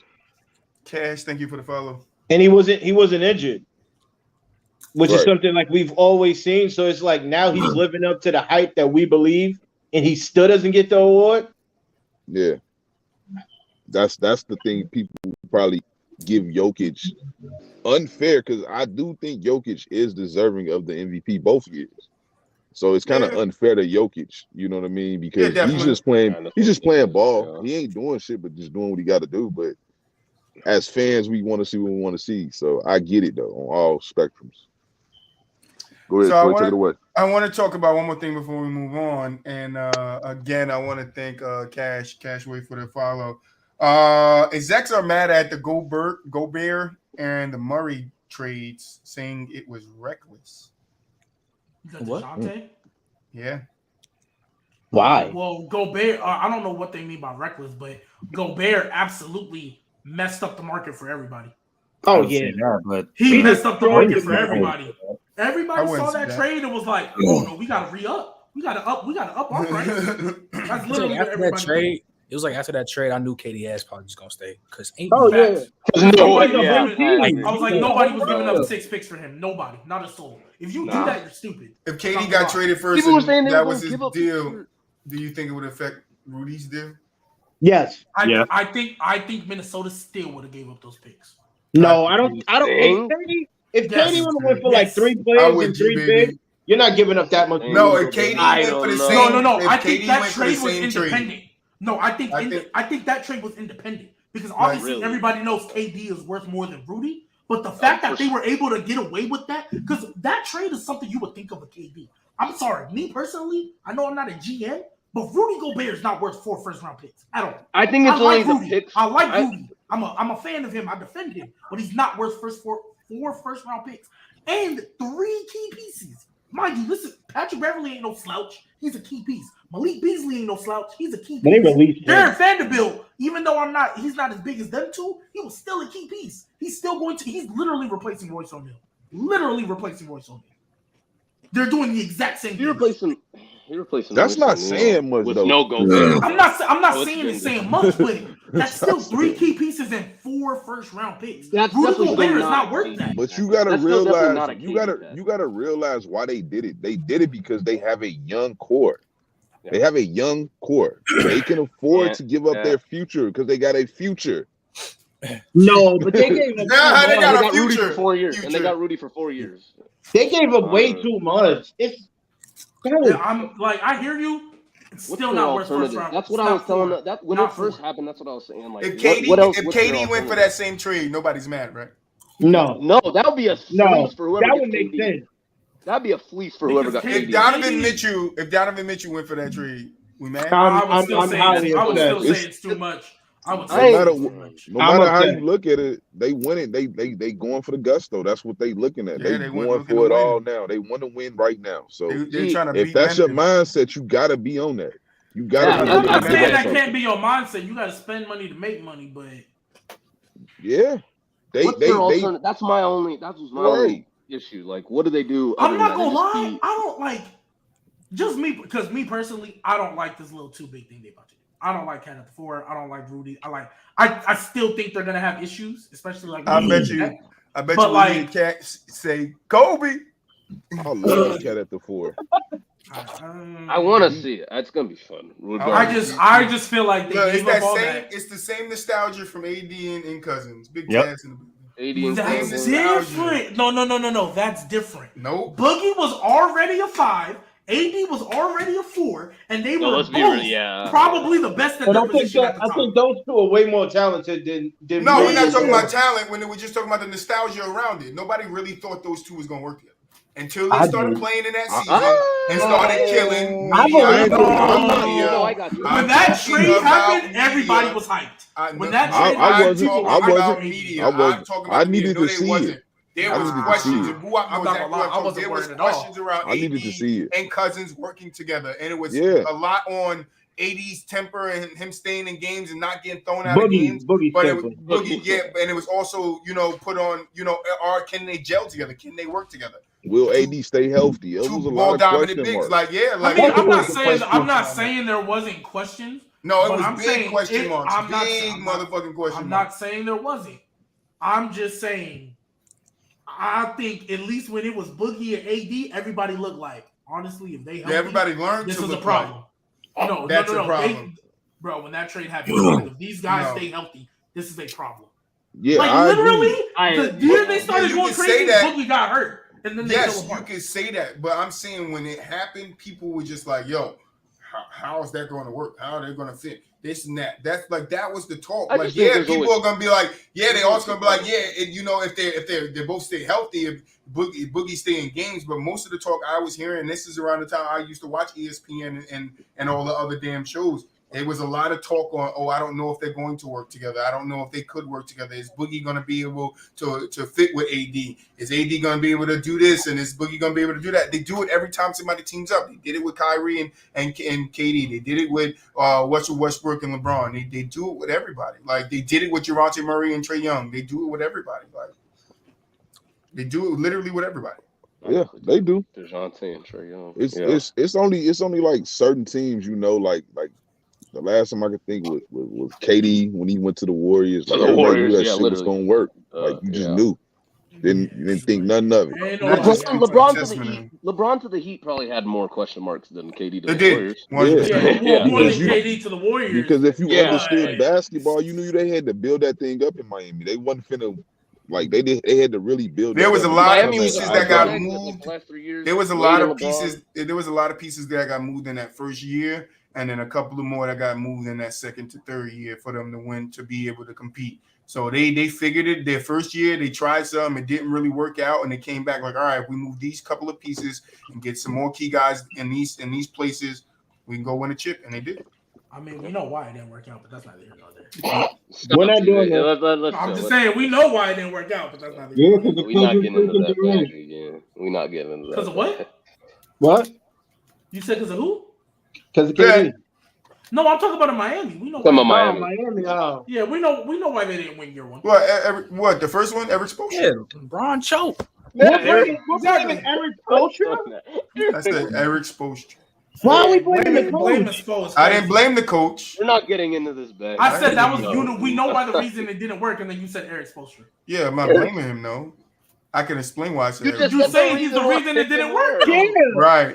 So what was the problem? No. What was the problem? What was the problem? And what was the real problem? LeBron didn't step up. LeBron James got outplayed by Chris Bosh. LeBron would not conform to the Heat's culture. No, Pat Riley had to spank that ass. No, Spank that ass and tell him, listen, I'm not changing my culture here for you. He choked. Oh my God! You can say that. Wow, that was the read. He went from 27 in the regular but this ain't the nightcap, Trent. I was going to say, but this ain't the nightcap, all right? He went from averaging 27 to 17 and got outplayed by Chris Bosh. Pat was on him like a fucking pony. Pat was on him like that was a better version of John Starks type of choke. No, hey. Yeah, he choked. I ain't gonna cut. Let's get to it. We got the TBT. Who we got today? Don't do that, Troy. Stop, man. Stop playing, man. The 2000. No, man. Don't. You got the 07 Patriots and the 2013 Broncos. 2007 Patriots versus the 2013 Broncos. All right. The order is Clutch, Nigel, Gbaby, Trent, Mulich, and BooWop. All right. Started off. Y'all ready? 2007 Pats versus the 2013 Broncos. Clutch, offense. What am I doing? You're picking the team. Who had the better? It's kind of like you know how we do play versus play. We're doing team versus. But team. instead we're doing it team versus team. All right. The 07 Patriots that was 16. Is that ATN? I haven't seen ATN in a minute. Yeah, ATN been ghost. What's up, ATN? ATN went on a vacation. But yeah, Clutch, you just either picking the 07 Pats or the 07 or 13 or the 2013 Broncos. I got the Pats. All right. Offense, you said Pats. Nigel. Broncos. Gbaby. Patriots. Trent. Broncos. Mulich. Patriots. BooWop. Patriots. Y'all on your own. I ain't saying no names. Defense. Pass. Patriots. Pats. Best offensive player. Oh, come on. Pass. Patriots. Stop playing. No, you better not, Trent. You better not. Oh my goodness, bro. Not Trent. They had to go receiver though. So I'm going Patriots. Thank you. Okay, I'll just say. They got to go. Okay. I got Pats easy. Pats. I got the Broncos. Best defensive player. Oh damn. I need to see who was on. I'm gonna go Broncos. Patriots. See, Nigel and Clutch is shooting. Oh my good. Yeah, I'm going Patriots. This crap is dirty. No, yeah, Patriots. I'm going Patriots. Patriots. Whoever picked this don't look too good. Better coach. Patriots. Are you serious? Patriots. This is just straight nostalgia. Patriots. I didn't think it was gonna be this. Patriots. Patriots, and it's not even close. Special teams. I'm gonna go with the Patriots. Yeah. That's that. I'm going Broncos. Actually, I'm going Broncos. Wait, actually, it low-key might. I think they had I'm going Broncos. Yeah, I'm. Now that I think about it. Yeah, I think I'm gonna go Broncos as well. I'll go Broncos for me. Yeah, I'm going Broncos for that. I'm up for Patriots. Best special team player. Pat. Broncos. Ooh. Not gonna lie. I might say Patriots. Okay. What do they have? Because Wes Welker was better on the Patriots than the Broncos, in my opinion. Oh, for as sure. a special teamer, for sure, yeah. And the kicker, yeah. I'm going Patriots. They had Gostkowski. Yeah, I'm going Patriots. Oh, yeah, I'll go Patriots. Don't sleep on Trendon Holiday, man. That's what I said. Trendon Holiday was on that. Trendon Holiday was cold, bro. But like Gostkowski, Mulich. Broncos. Yeah, I got Broncos. What? Oh, Patriots. Swagger. Okay. The category Trent hates. Broncos.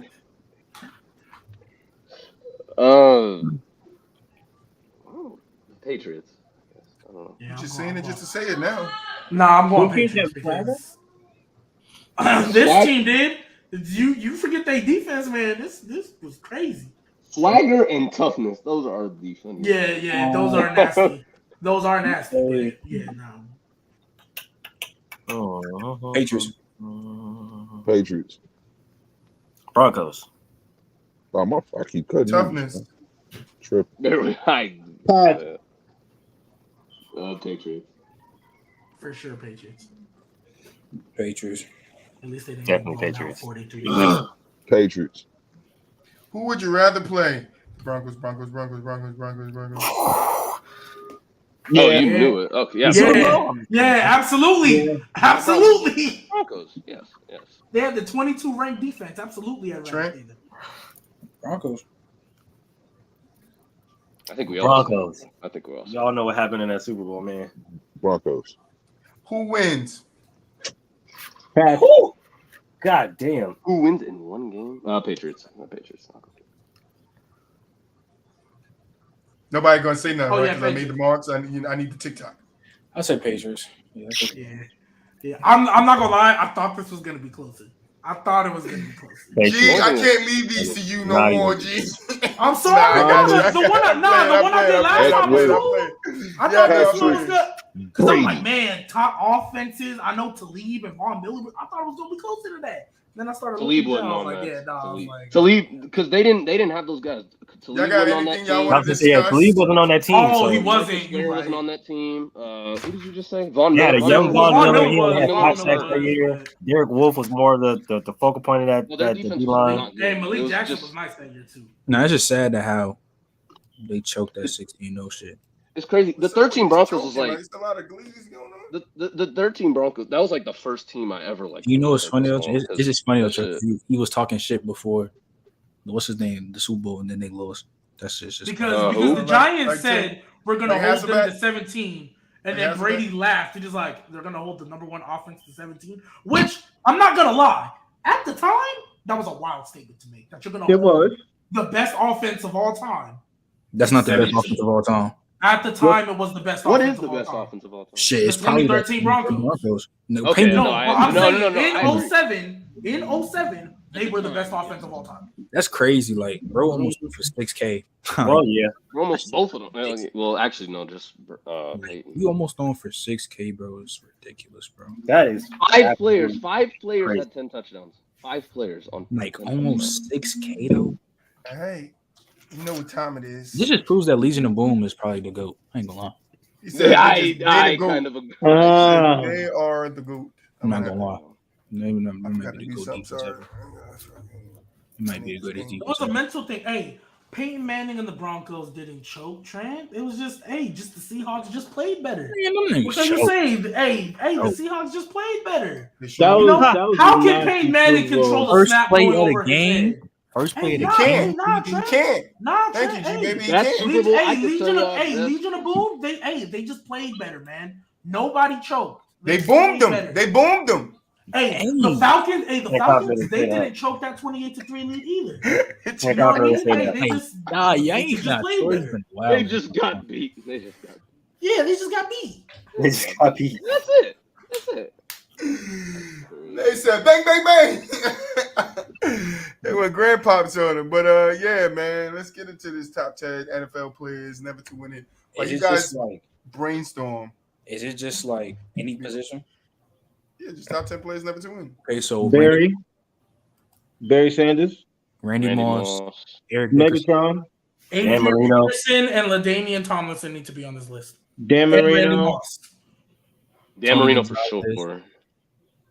Bruce I'm not gonna lie. Adrian Peterson should be on his list. Adrian Peterson, LT, Randy Moss. We'll get to JJ. I don't want it filled with just running. We'll get to JJ. Wait, JJ who? What? Oh my god. We'll get to him. Oh my god. I don't know if he'll make 10 though. I don't think he make 10. That's why I'm saying we'll get to him. I was like, why are you looking crazy? I'm saying we'll get to him. Like, no, I didn't hear that part. Yeah. Nah, because AP, LT, Randy Moss, Calvin Johnson, Eric Dickerson, Larry Fitzgerald. Oh my goodness, yo, we Tony might. Gonzalez. I was like, we might need to make 20. There's a lot of. I mean, to be fair, since one you can. No, I'm not putting Julio on this list. Jim Kelly. You're not putting Julio in here.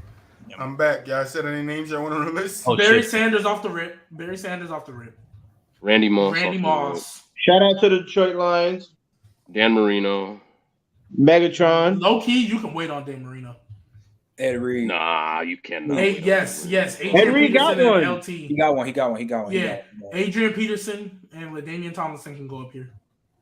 This joint is about to be filled with running backs, huh? You got to put Tony. You said Tony. Tony Gonzalez absolutely can go in here. Jim Kelly. Hell no. He said Jim. Nah. Say Dan Marino. How you get to the ball 4 times in a row and don't win that joint? But he's not in the top 10 of players in the one. There are 10 players. What about Brian Urlacher? I like him, but you can maybe. I could see that. Julius Peppers. I don't think 10 though, because if we go like to like the I don't know if he's 10. You put like that's close. So I think we need to put Calvin Johnson and Larry Fitzgerald. I think they both need to be in this top 10. Yeah. Oh yeah, Larry. I don't know how you didn't. Yeah, Megatron and Larry both need to be in this top 10. Bruce Smith, I think, got to be on this list. Bruce Smith, yes, 100%. 100%. Who else? Bruce Smith on this list. You got to throw Andre Reed in this list. Hell no. Oh, Marino ain't on here. Marino. Gotta Dan Marino got to be on here. Yeah. Last player. The last player. I was gonna say somebody nasty. Oh no. No, say it. No, I'm not gonna say it. He won one, so it don't matter. Okay. I mean, if y'all want to give O-line love, I was gonna say Bruce Matthews. I was gonna say Anthony Munoz. Oh, Anthony Munoz. I mean, it's not ridiculous. Oh, OJ. I'm tripping. Terrell? T.O.? Oh, yeah, T.O. Oh, yeah. T.O. need to be in here for sure. Yeah, T.O. You just go ahead and put T.O. Yeah. I could have sworn T.O. don't have one. I mean, he has one. Nah. He went to one with the Eagles.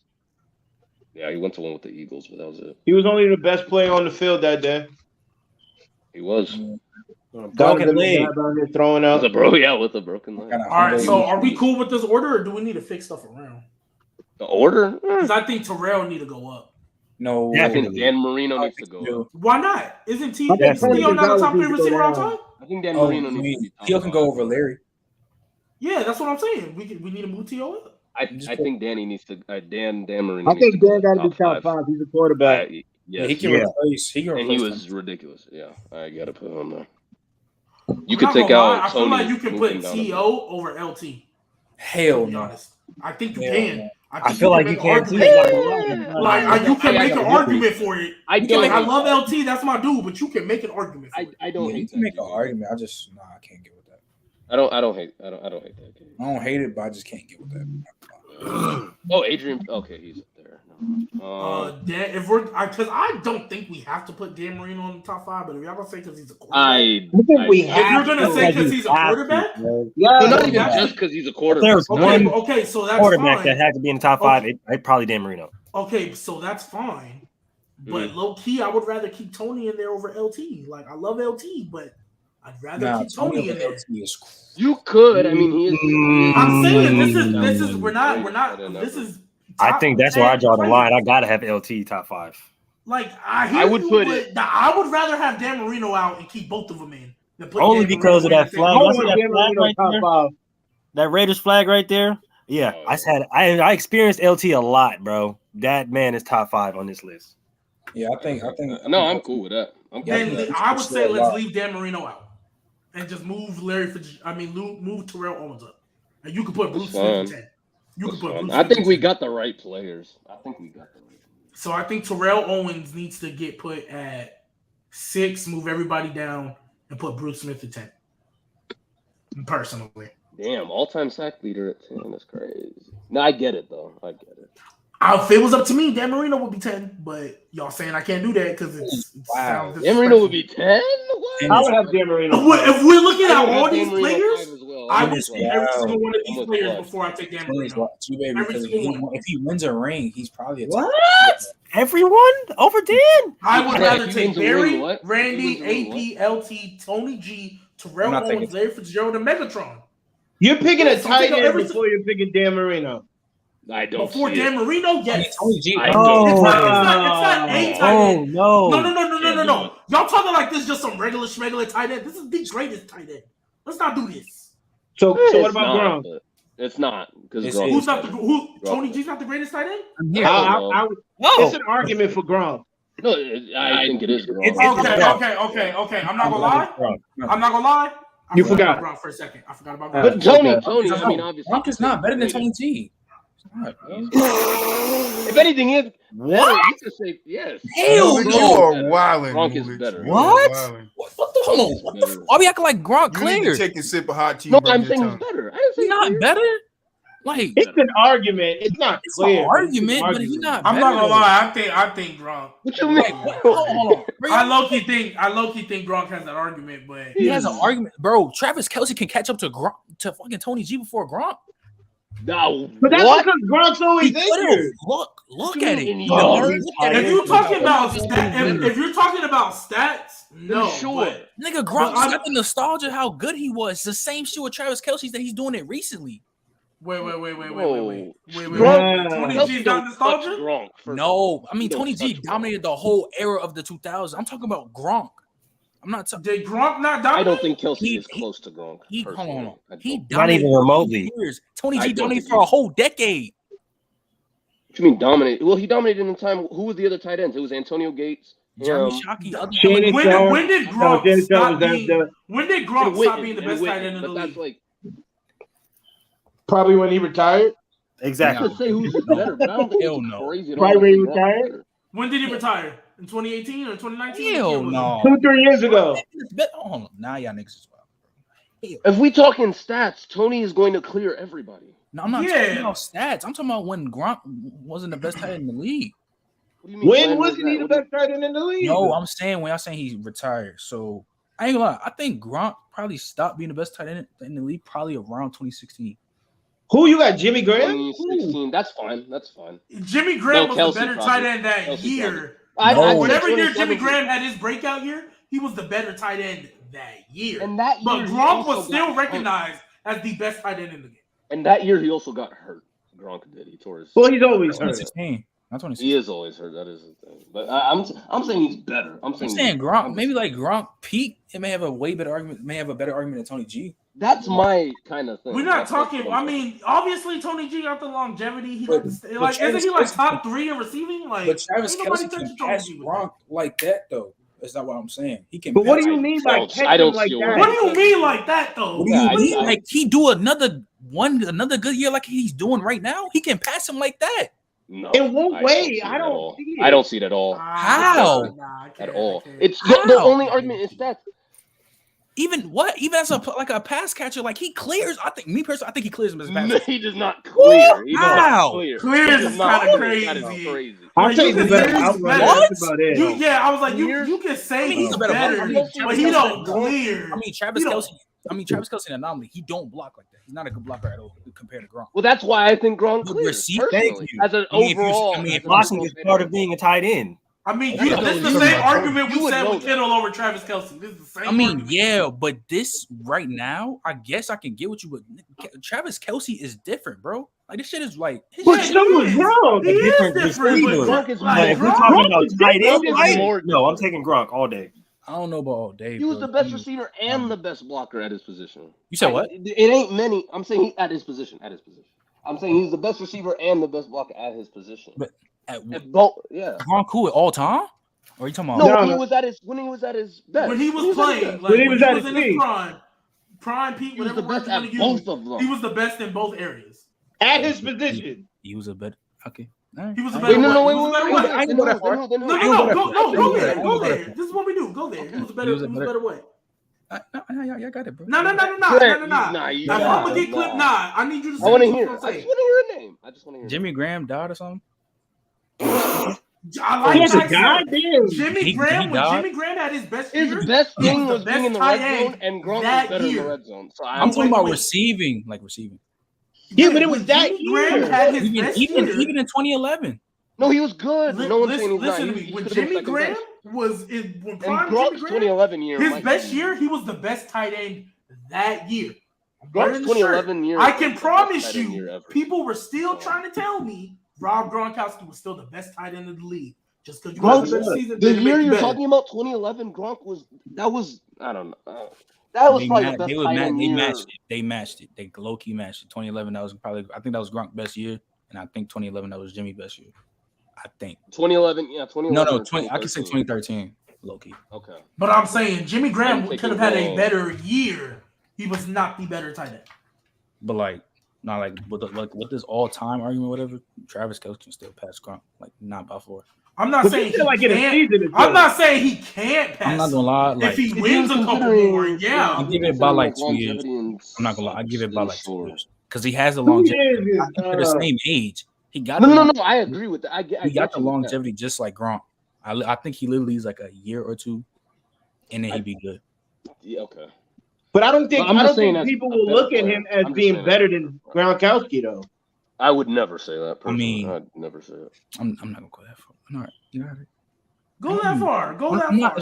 It's not being nasty with Gronk, but people I don't know. I think Gronk. You think Gronk I think he's the best ever. Is that what you're saying? He's the best ever. Oh hell no! Why the fuck would I say Gronk overrated? Come on, bro. I'm just saying because come on, bro. You're going into that route where I'm just saying if you're saying Kelce's better than Gronk, then you're. I'm not saying Gronk is better than him.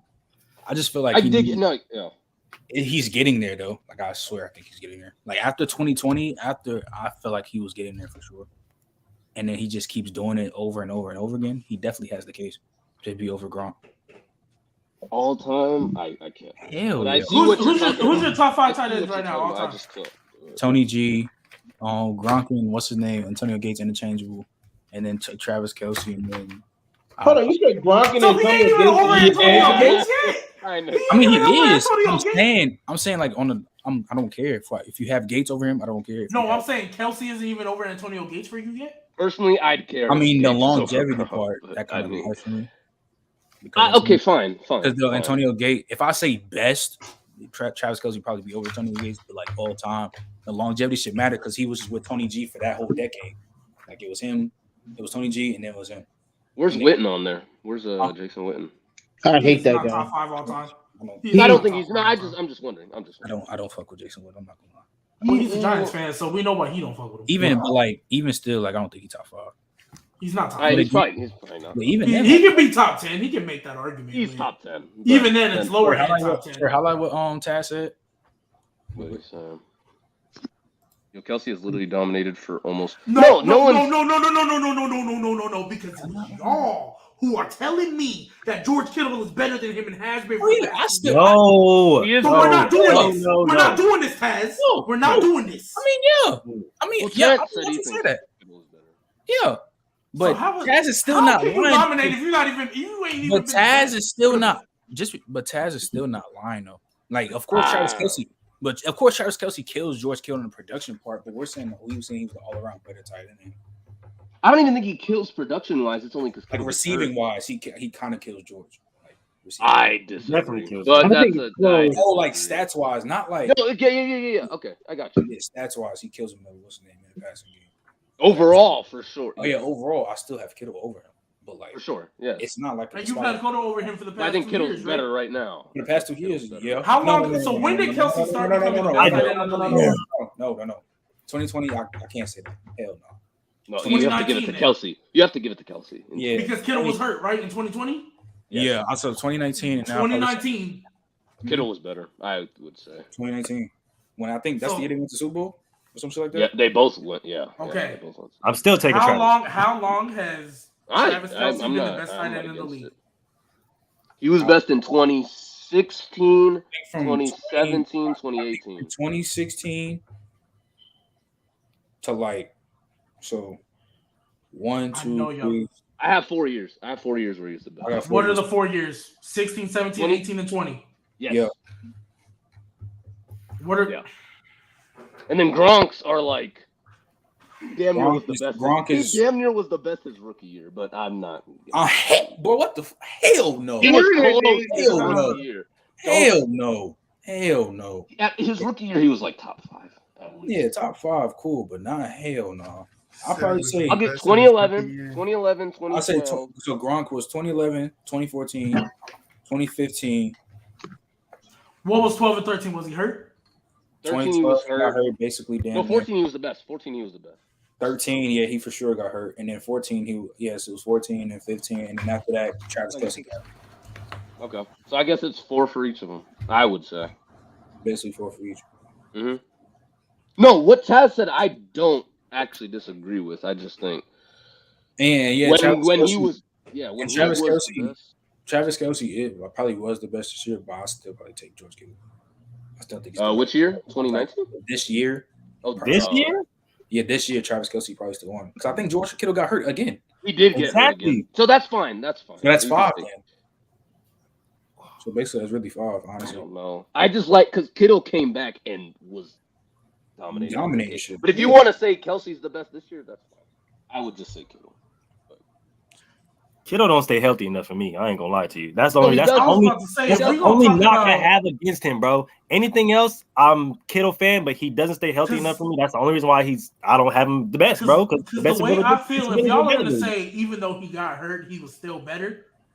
I feel like you could do the same for Gronk when he got hurt. Like real talk. 2013. I feel like you can do the same thing. Even though he got hurt, he was still better. Because Jimmy Graham. I don't think he was better than Jimmy Graham in 2013. I'm not gonna lie. I don't. I'm just saying, if we're gonna do even though he got hurt.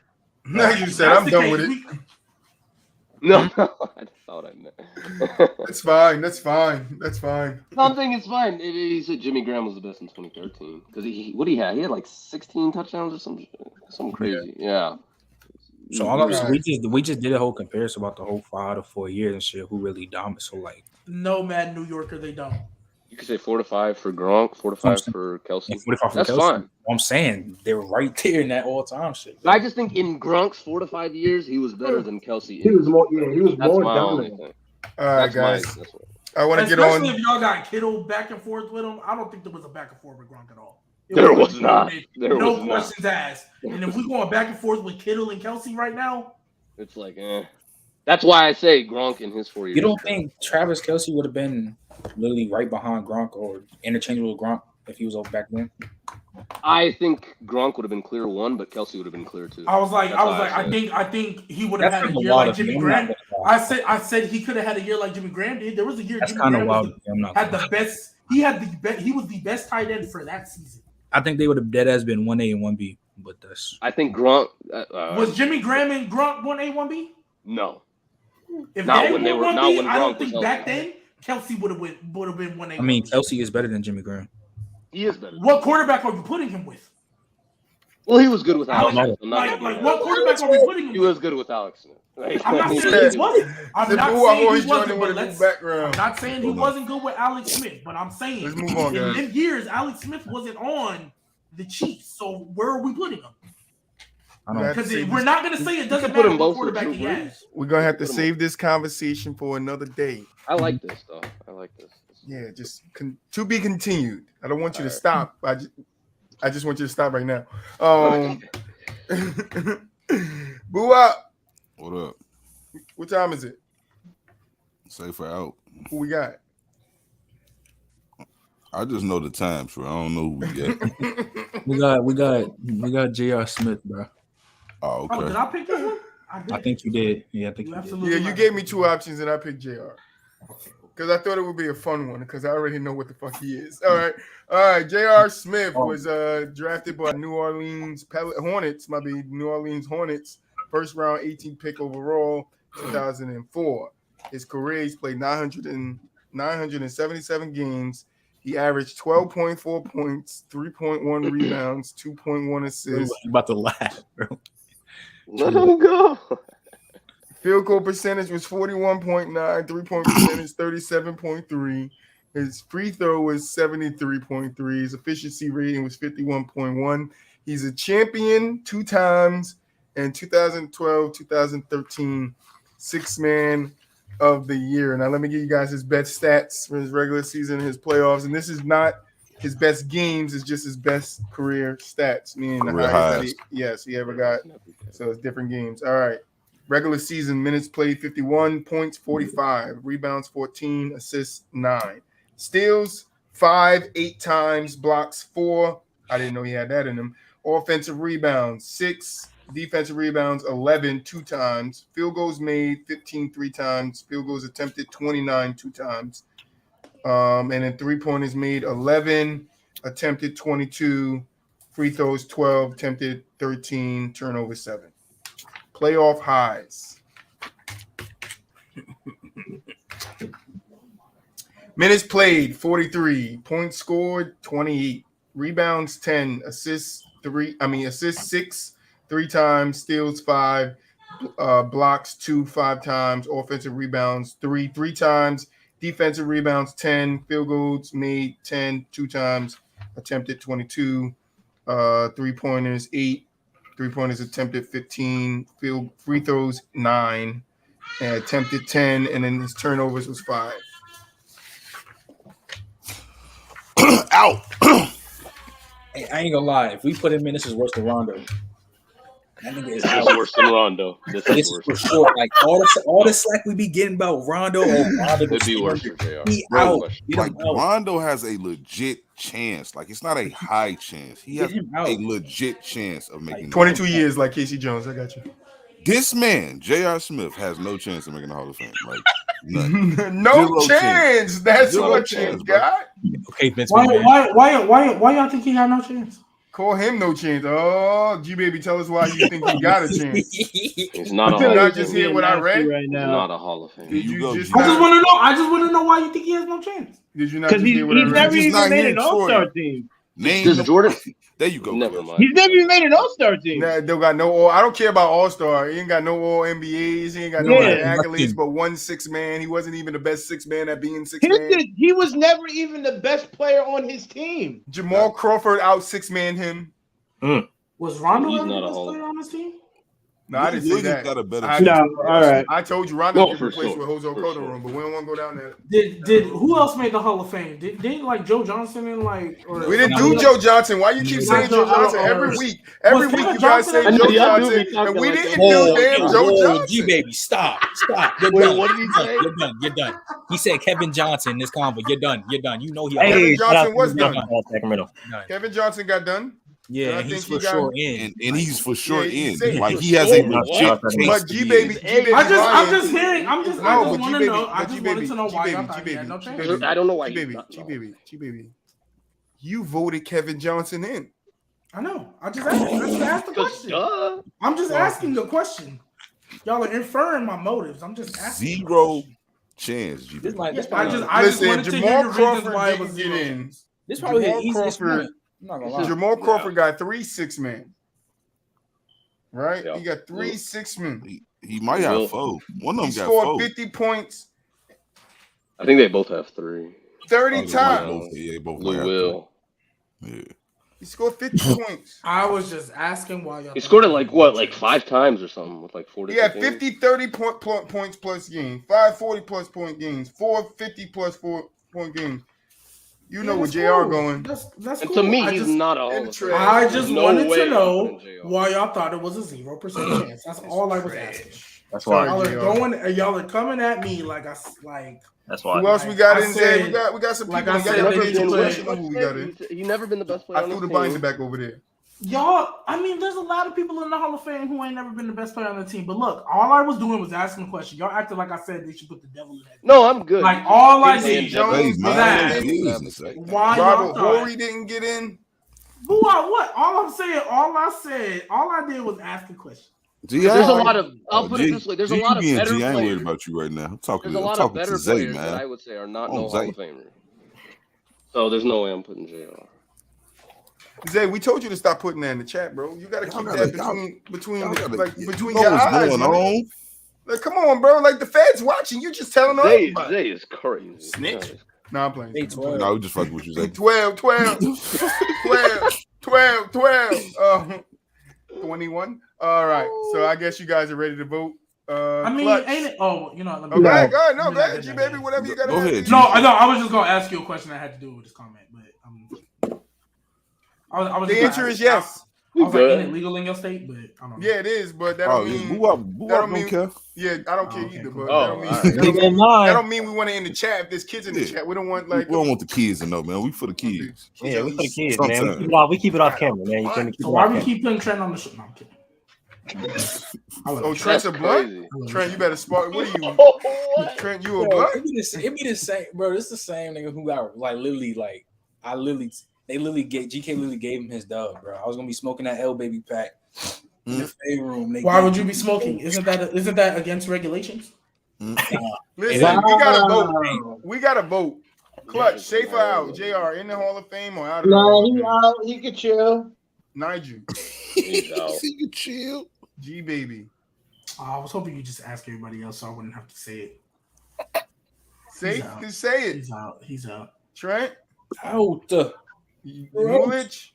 Get him out of there. BooWop already said he out, so you could have just asked everybody, so that way I didn't have to give a vote. And I got him. He was out anyway. Wait, did you know what I mean? Did you pick this? Did you pick JR? I gave 2 names. It was him and somebody else, and we just went with JR. The 2 names was.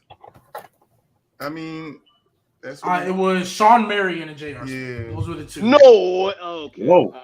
We were getting ideas for safer. No, I got you. And those were the 2 names that came in my head. I was like, hey, look, we can do Sean Marion, JR Smith, and then I kept going. But my messages. And I picked JR. Based off Sean's shot, he shouldn't get in at all. Okay, man. Sean Marion not getting in? That's what we're saying? Based off his shot alone, he's not getting in. I'm not with that at all. That's why that was the first name on the list. He got 8. I'm talking about a way better chance. That's why I put Sean Marion on the list of ideas because I was like, well, I feel like that would have been. I would have wanted to see that one. Yeah, but I just gave lists because my messages weren't sending that day, so I just sent it to Discord. Look. This is what I heard you was getting a little nasty though, G, with that tight end shit though. I was like getting nasty. A little bit, Trent. Not you. Oh, Trent. I was like, nasty. Baby, you stay nasty. You don't get nasty. You stay nasty. How do I stay nasty? I literally don't think I've had a nasty show at all today. I haven't had a nasty show at all. I don't think I've said anything crazy. You know what? You haven't said anything crazy. You don't really never say anything crazy. Just because you don't say nothing crazy don't make you not nasty. So then if I don't say nothing crazy, how am I being nasty?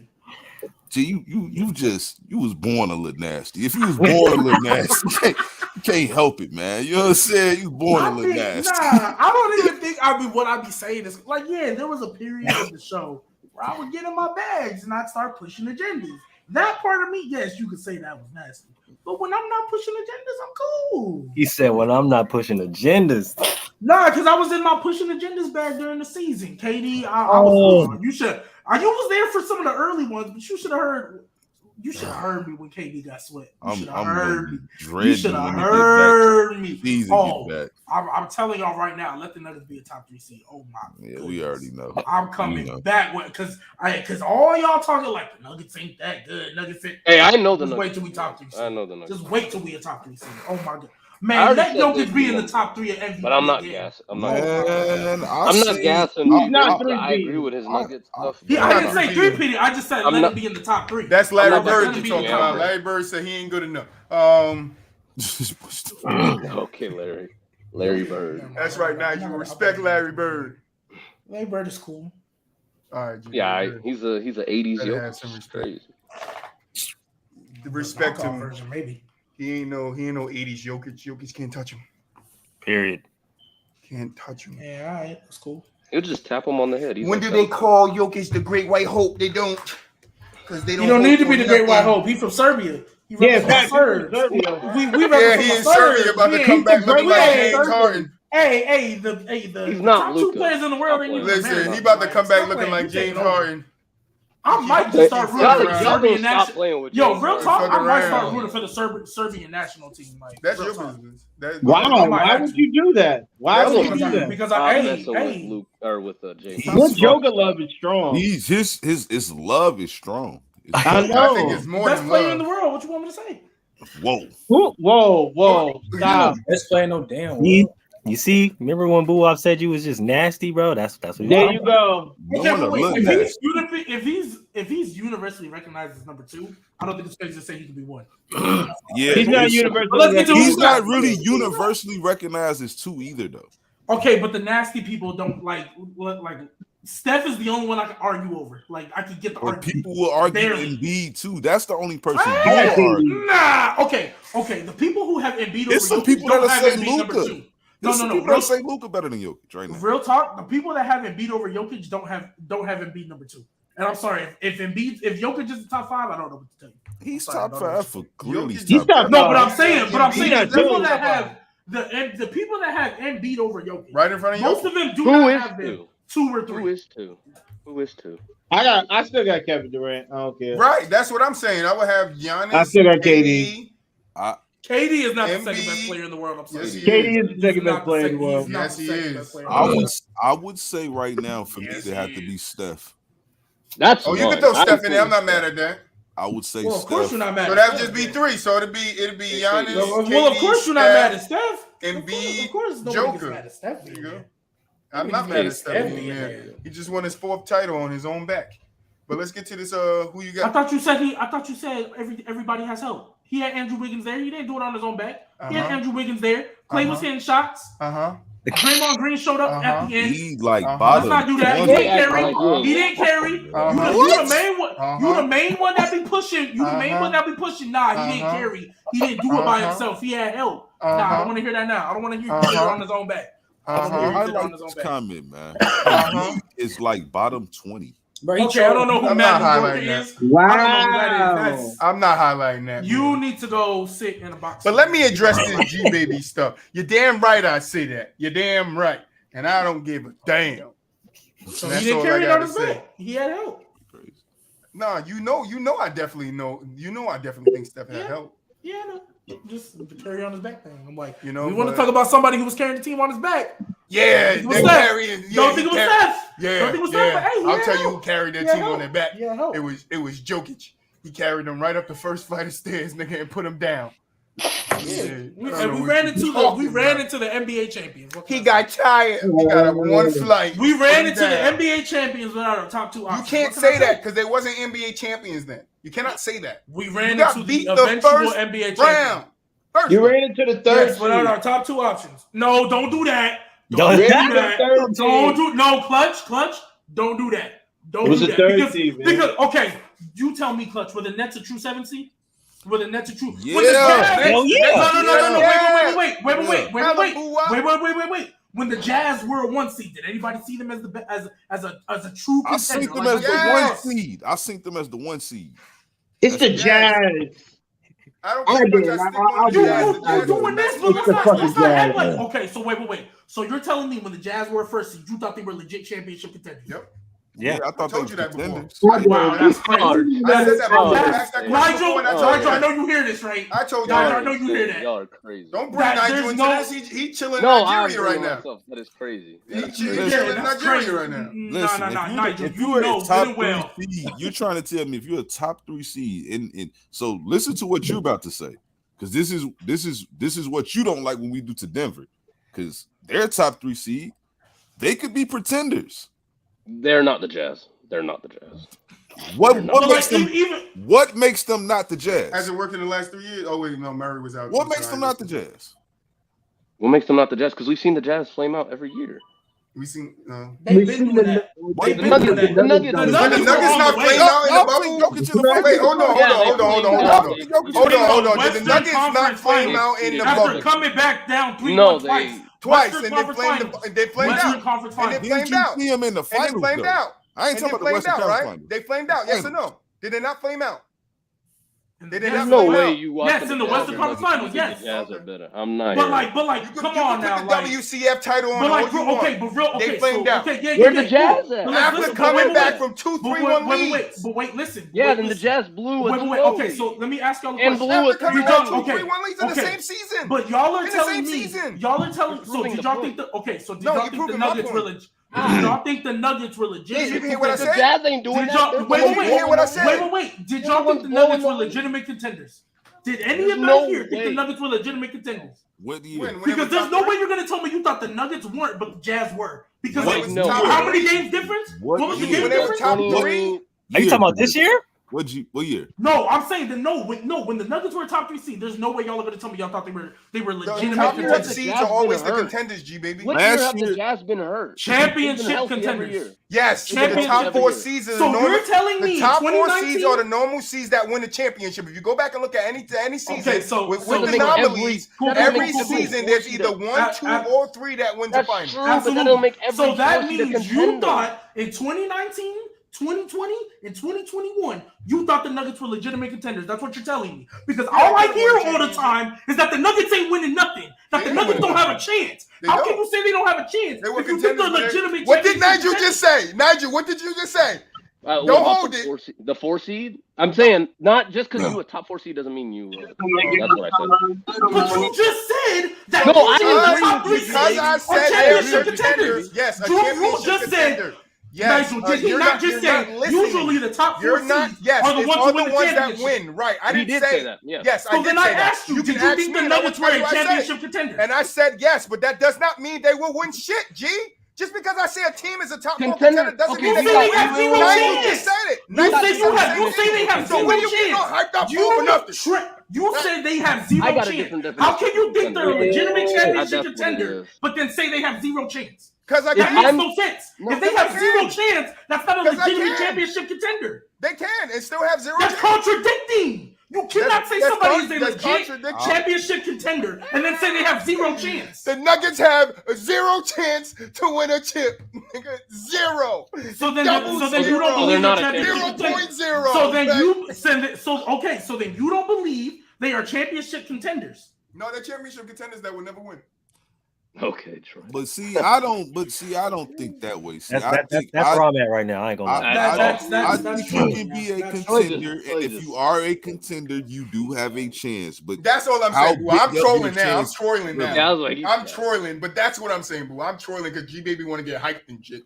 So I gotta troll him and get him more hyped. But they have a chance. You can be a top 4 seed. Normally, those are the ones that win the championship. That means the top 4 seed from the East, top 4 seed from the West are normally the championship contenders. But it does not mean that you're going to win a title. You're saying the same thing about the Jazz that I'm saying about the Nuggets. No, but the difference is, up until this point, I don't think I've ever heard you call the Nuggets at any point true championship contenders. But hell no, but you said the Jazz were. To bother you.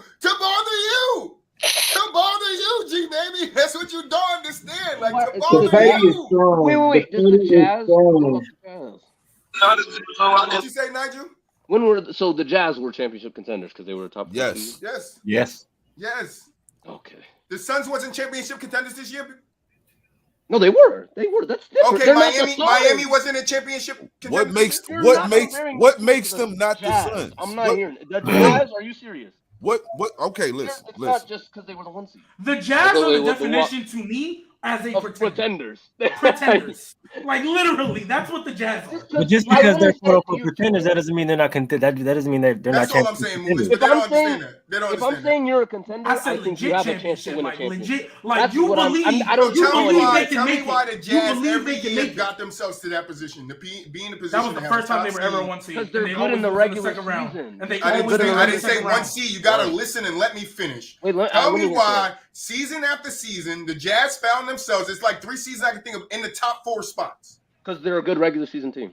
You can say they're a good regular season team, but I'll say they're just a good team. And in the playoffs, they come up against other experienced, well-oiled teams that know their scheme and can beat them in a 7-game series. That does not make the Jazz. That does not make the Jazz not contenders, because we can look at every team. We can look at every team that got schemed against. We didn't think Luka and them were contenders. Were Luka and them not contenders? Or are we going to say it right now and say Luka and them weren't contender for a title this year? Where did Dallas finish in the rankings this year? 4th, right? 4th. I think 4th. Oh yeah, 4th, something like that. They were 4th. Can we get to who you got? I don't understand. All right. I don't just throw the contender thing out. Yeah, I'm saying legit. It's not about throwing it out. Even if you look at basketball, the way basketball looks at contender, it's the top 4 seed in each team. And each according to what? It's the top 4 What do you mean? It's how basketball people look at it. When you look at the people that's close to the game, scouts, all those people that's close to basketball, right? On the 10 times levels higher than us. Those are what they look at. The top 4 seeds. Those are the guys that normally compete for a championship. That's why you don't see, right? 5, 6, 7, 8 make it to a final with that all true. That's 100% right. So that true. will make the teams that make it in the top 4 a contender to win a championship, because in the top 4 is when people normally win a championship. So that means if you finish in the top 4, you have a higher chance than the bottom half of the conference to win a championship. That's all I'm saying. I don't understand why. So all the top 4 every year is a contender. No, if you're saying that, that's fine. I would say that. Yes, that's my definition. Okay, I'm done. That's fine. I'm not saying it, but I get what you're saying. And BooWop, that's where I was getting at, because yes. I'm not gonna say just because you top 4 mean you a legit contender. No, that's just the way I see it. Yeah, I need to see a body of work. What I'm saying is that for the last couple of years, we seen the Jazz building, and they built a team that was legitimate enough to in the regular season. Seed high, yeah. So when you see that consistently, it wasn't like they had a fluke year. They got better and better each year. Yeah, that's a team that's a contender. Don't mean you a locked in championship team. You could be a low contender. But I think that you putting yourself in a position to have a chance to win a title makes you a contender. Where other teams aren't doing that every year. The Jazz were doing that every year. They was getting better. They was trying to win a title. So I look at that and I get why you might say I don't believe in them as much, because they're not as talented as other teams. But I get it. So, but I'm just still saying you can still look at Miami the same way. They're not as talented as the other teams in the East. But they are legit. Like, if you play them, they're legit. And the same can be said about the Jazz. They just come on the shorter end of that all the time. You ready? Yeah. Let's rock. I'm ready. Yeah, let's go. I know what my final thoughts are. You stupid. Hey, G, I miss it. We ain't had one in a long time. We got to get it. But I got a who you got put together by yours truly, Trent. All right, so if you have any disagreements, take it up with him. Is this football? No, basketball. Okay. All right, your first one. Of course. Yeah, I don't care. Give me Allen Iverson. Stop playing with me. Yeah, I'll take T-Mac. Y'all can take. Yeah, that's fine. Give me AI. Stop playing. Yeah, we're taking AI. I'm taking T-Mac. I'm taking T-Mac. I'm taking T-Mac.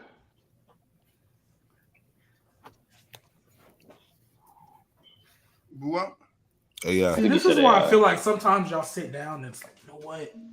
How can I get to troll Gbaby today? How can I get? I didn't need to sit down and do nothing. I just need. This is the first one, Trent. Trent, this is the first one. You know, I think he better. Oh, I'm taking Reggie. Oh Lord, this shouldn't even be a conversation. Give me Reggie Miller, please. Reggie Miller. Yes, give me Reggie Miller. Miller time, please. Thank you. Yeah, we're going Miller Lite. I'm glad nobody picked. I'm so glad nobody picked. I'm so glad nobody. I'm gonna tell you the truth. I don't understand this one, so you might have to explain. Like Prime. Oh my God. Oh, Prime. I don't care. I'm taking Boogie. Are we talking Prime? Like Prime? Absolutely, I'm taking Boogie. Like I'm taking Boogie. Absolutely though. Yes. If we're talking pre-Achilles, I'm taking Boogie off rip. Absolutely though. Yes. Off rip. Yes. Off rip. I mean, and I'm not even close, listening to but it. I'm taking Boogie. The nostalgia with Boogie is crazy. It's wow. It is wild, bro. Baby Achilles, give me Joel Embiid. I don't know what y'all talking about. I'm taking Boogie. I'm taking Boogie. Off rip. I need Nigel and Trey. Only two I didn't hear. I ain't gonna lie, bro. That's not Joel Embiid. What do you say, Nigel? That's just because he playing with your boy. Even before that, bro. Oh no! Even Matt had to be holding it down though. Chat gets down low. He be like, "I got it." I'm about to have to make you a mind. You want to be a mind? You might have to be a mind, New York. Nigel, I didn't hear your answer on this one. Oh, Embiid. Oh shit! Damian Lillard. Damian Lillard. This shouldn't be a conversation. It should be a conversation. So that shouldn't. It should be or should it be? I don't think either of them should have been a conversation. I don't think either of them. That shouldn't be a conversation. Yes, I'm taking Damian over Kyrie. I am taking Damian Lillard over Kyrie. You want to know why? Look, I just need one argument. He lost LaMarcus Aldridge, Nicholas Batum, all them dudes, came back with a whole new starter, and was still in the playoffs when they were picked not to be. He's been taking teams to the play. You know what Kyrie has done as a one option? Do I need to get into that bag?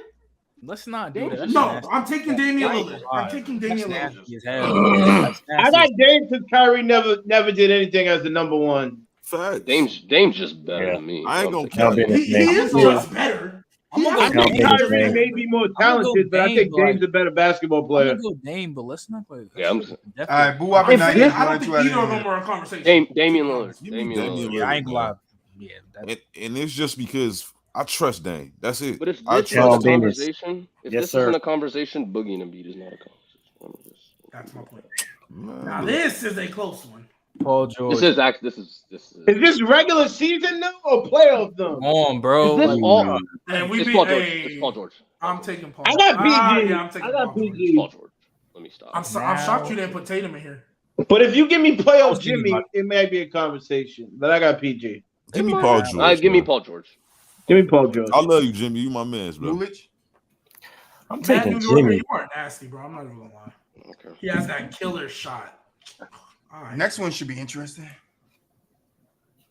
Oh, y'all go ahead. AD. Anthony Davis. Yeah. Anthony Davis. Damn. AD. I think it's prime, close. Howard? I think it's close. Both of them are prime. Oh. Listen, I don't want to get too much into this bag, but for the way y'all discount the bubble and see like it's like less than, y'all sure love 2020 AD, bubble AD. Y'all sure love that man. No, the hell I don't. Y'all sure love bubble AD, but we don't want the bubble nuggets. I hate the bubble. Gbaby, he was established already. You do know that, right? Already. On top of that, before every time going we talk into about the prime bubble, AD, where do they go? Gbaby, Every time we talk about prime AD, where do they go? Before going into the Pelicans, man was 28-10 before going into the bubble. I'm not. Like you come on. Like he was better phenomenal. When we talk about prime AD, why do they always go to 2020? Who's they? Because that for one. That was that's the best version they've seen of AD. Like no, I still think it was Pelicans. I think that's. I think it was. If that's the best version they've seen of AD, can you not use the argument? Well, I mean, it was in the bubble. There was people that benefited from I don't that. do the bubble. And other people, you know what I mean? I'm just the saying. entirety of the year, Gbaby. The entirety of the year. The regular season was not played in the bubble. 69 games was played in like regular games. Yeah. He was an MVP candidate and a Defensive Player of the Year candidate that year. Before the bubble. He was also the same thing the year before, too. I got AD, but I got AD. It's close, but I got 80. I mean, I have 82, but how many games did Anthony Davis play before the bubble? Trent Mulich and BooWop. I got Give me 80 something. I'm gonna go AD. They played at least 60 games before. I'm surprised. Did anyone pick? No, how many did he play? Not. I think. Oh, he was healthy. He was healthy that year. This to me is the closest one we've had so far. Hold on, guys. I got Dwight. Dwight. Okay, there we go. I like how Mulich is being different. Oh, all time. Or now all time, it don't even matter, bro. I ain't gonna lie. It might. I think. What you mean now we're all time? Give me Kawhi, G, on my mama. Yes, give me Kawhi Leonard, please. Give me Kawhi. Give me Kawhi Leonard, please. And don't ask me why. Give me Kawhi. Yeah, no, I'm going with Kawhi. Kevin Durant. Kevin Durant. Kawhi Leonard. I'm going with KD. Thank you. Jesus. Trent, you're like, y'all not welcome. Fuck. Oh, this one's nasty. This one's very super nasty. Oh, wow. I'm going. I just know. Thomas, bro. I just know. I'm going 5'9" Isaiah Thomas. Why'd you go up in 30 on your favorite players every single night? Man. Give me IT. Stop playing. Yeah. Are you kidding me? Yeah. You're going Baby J, period. I'm taking. I'm going New York 30 a game. I'm going 5'9", 30 a game. Yo, that was Give me the 5'8" dog. Kemba ain't never had a season like that. Kemba ain't never had a season. What was Kemba Walker's highest season? Like that's what I'm probably was 28. Nice though. 25. I'm not saying he wasn't, but he wasn't Isaiah Thomas. I'm taking Isaiah Thomas had one. Oh, y'all don't. Oh my god. Give me y'all don't make Shea, me bro. pick between my agenda. Give me Shea. Yeah, I need Shea. I gotta be. Give me Garland. Give me Garland. But I don't watch enough of Shea, so I want. I'm not mad at that Garland pick though. It's so close. It's super close. I hate doing it because I love both of them, but I gotta go Garland. I'm whatever on Shea. I gotta watch him next year to see how. Trent? Oh, Shea. Okay. I'm surprised I only picked up. Last one. Bradley Beal. Bradley. I'm so glad Bradley Beal is starting to get a lot more love than he was Bradley like Beal. 4 months ago. Bradley Beal, please. I'm taking Bradley Beal. Bradley Beal. I'm taking Bradley Beal. I'm not gonna lie. If y'all don't count Harden and PG as shooting guards, Bradley Beal might have a case for the best. I'm not gonna lie to you. He's not better than. Not gonna lie to you. He's not better than. He's not better than Booker no more. He's not. Or Mitchell. He's better than Mitchell. He might have a case. He might not even be better than He had a case for Mitchell for sure. If he has a case for Mitchell, He might not even be better than who? He might not be better than Zach, but I'm gonna still take him. It's close. I'm not It's sure close. yet on Zach. I like I'm sorry. It's close. At least last year was close for sure. I get you with the D book. He's better than Mitchell. Who? Bradley Beal. I said I get you with the D If book. he's better than Donovan Mitchell, he's better than Donovan. I don't know if he's better. But I don't than think he's better Donovan than either. You think Donovan Mitchell's better than Devin Booker? Who? Are you asking me? Yes, Nigel. I do. I think he's better than Devin Booker. That's close. I don't care. I don't know what to tell you. I've gone back and forth on that so many times. I'm taking Mitchell though. I think if D Book stays true to what he did this year, then I would be more comfortable with saying it. Okay. That was the best version I seen of him last year, but I seen Donovan kind of been carrying his team the last 3-4 years, so that kind of matters to me. He wasn't. What do you mean, Dev? He had help. What I mean, offensively, he was carrying the team. Offensively, he had Joe Ingles there, Bogdanovich, and Mike Conley. Yeah, he had. I give you, but yeah, I give you Bogdanovich. I give you that. He was decent, 17, 18 a game. And then Clarkson off the bench was a 6 man. Yeah. Yeah, help. He wasn't carrying. I'm not really in love with Jordan Clarkson. Streaky. Neither am I. Oh. All right, final thoughts. Final thought. No good show, Ain't get to again. I'm glad I didn't get that much nasty. I usually do with Mr. L baby, but good show always. Always, bro. L baby, final thoughts.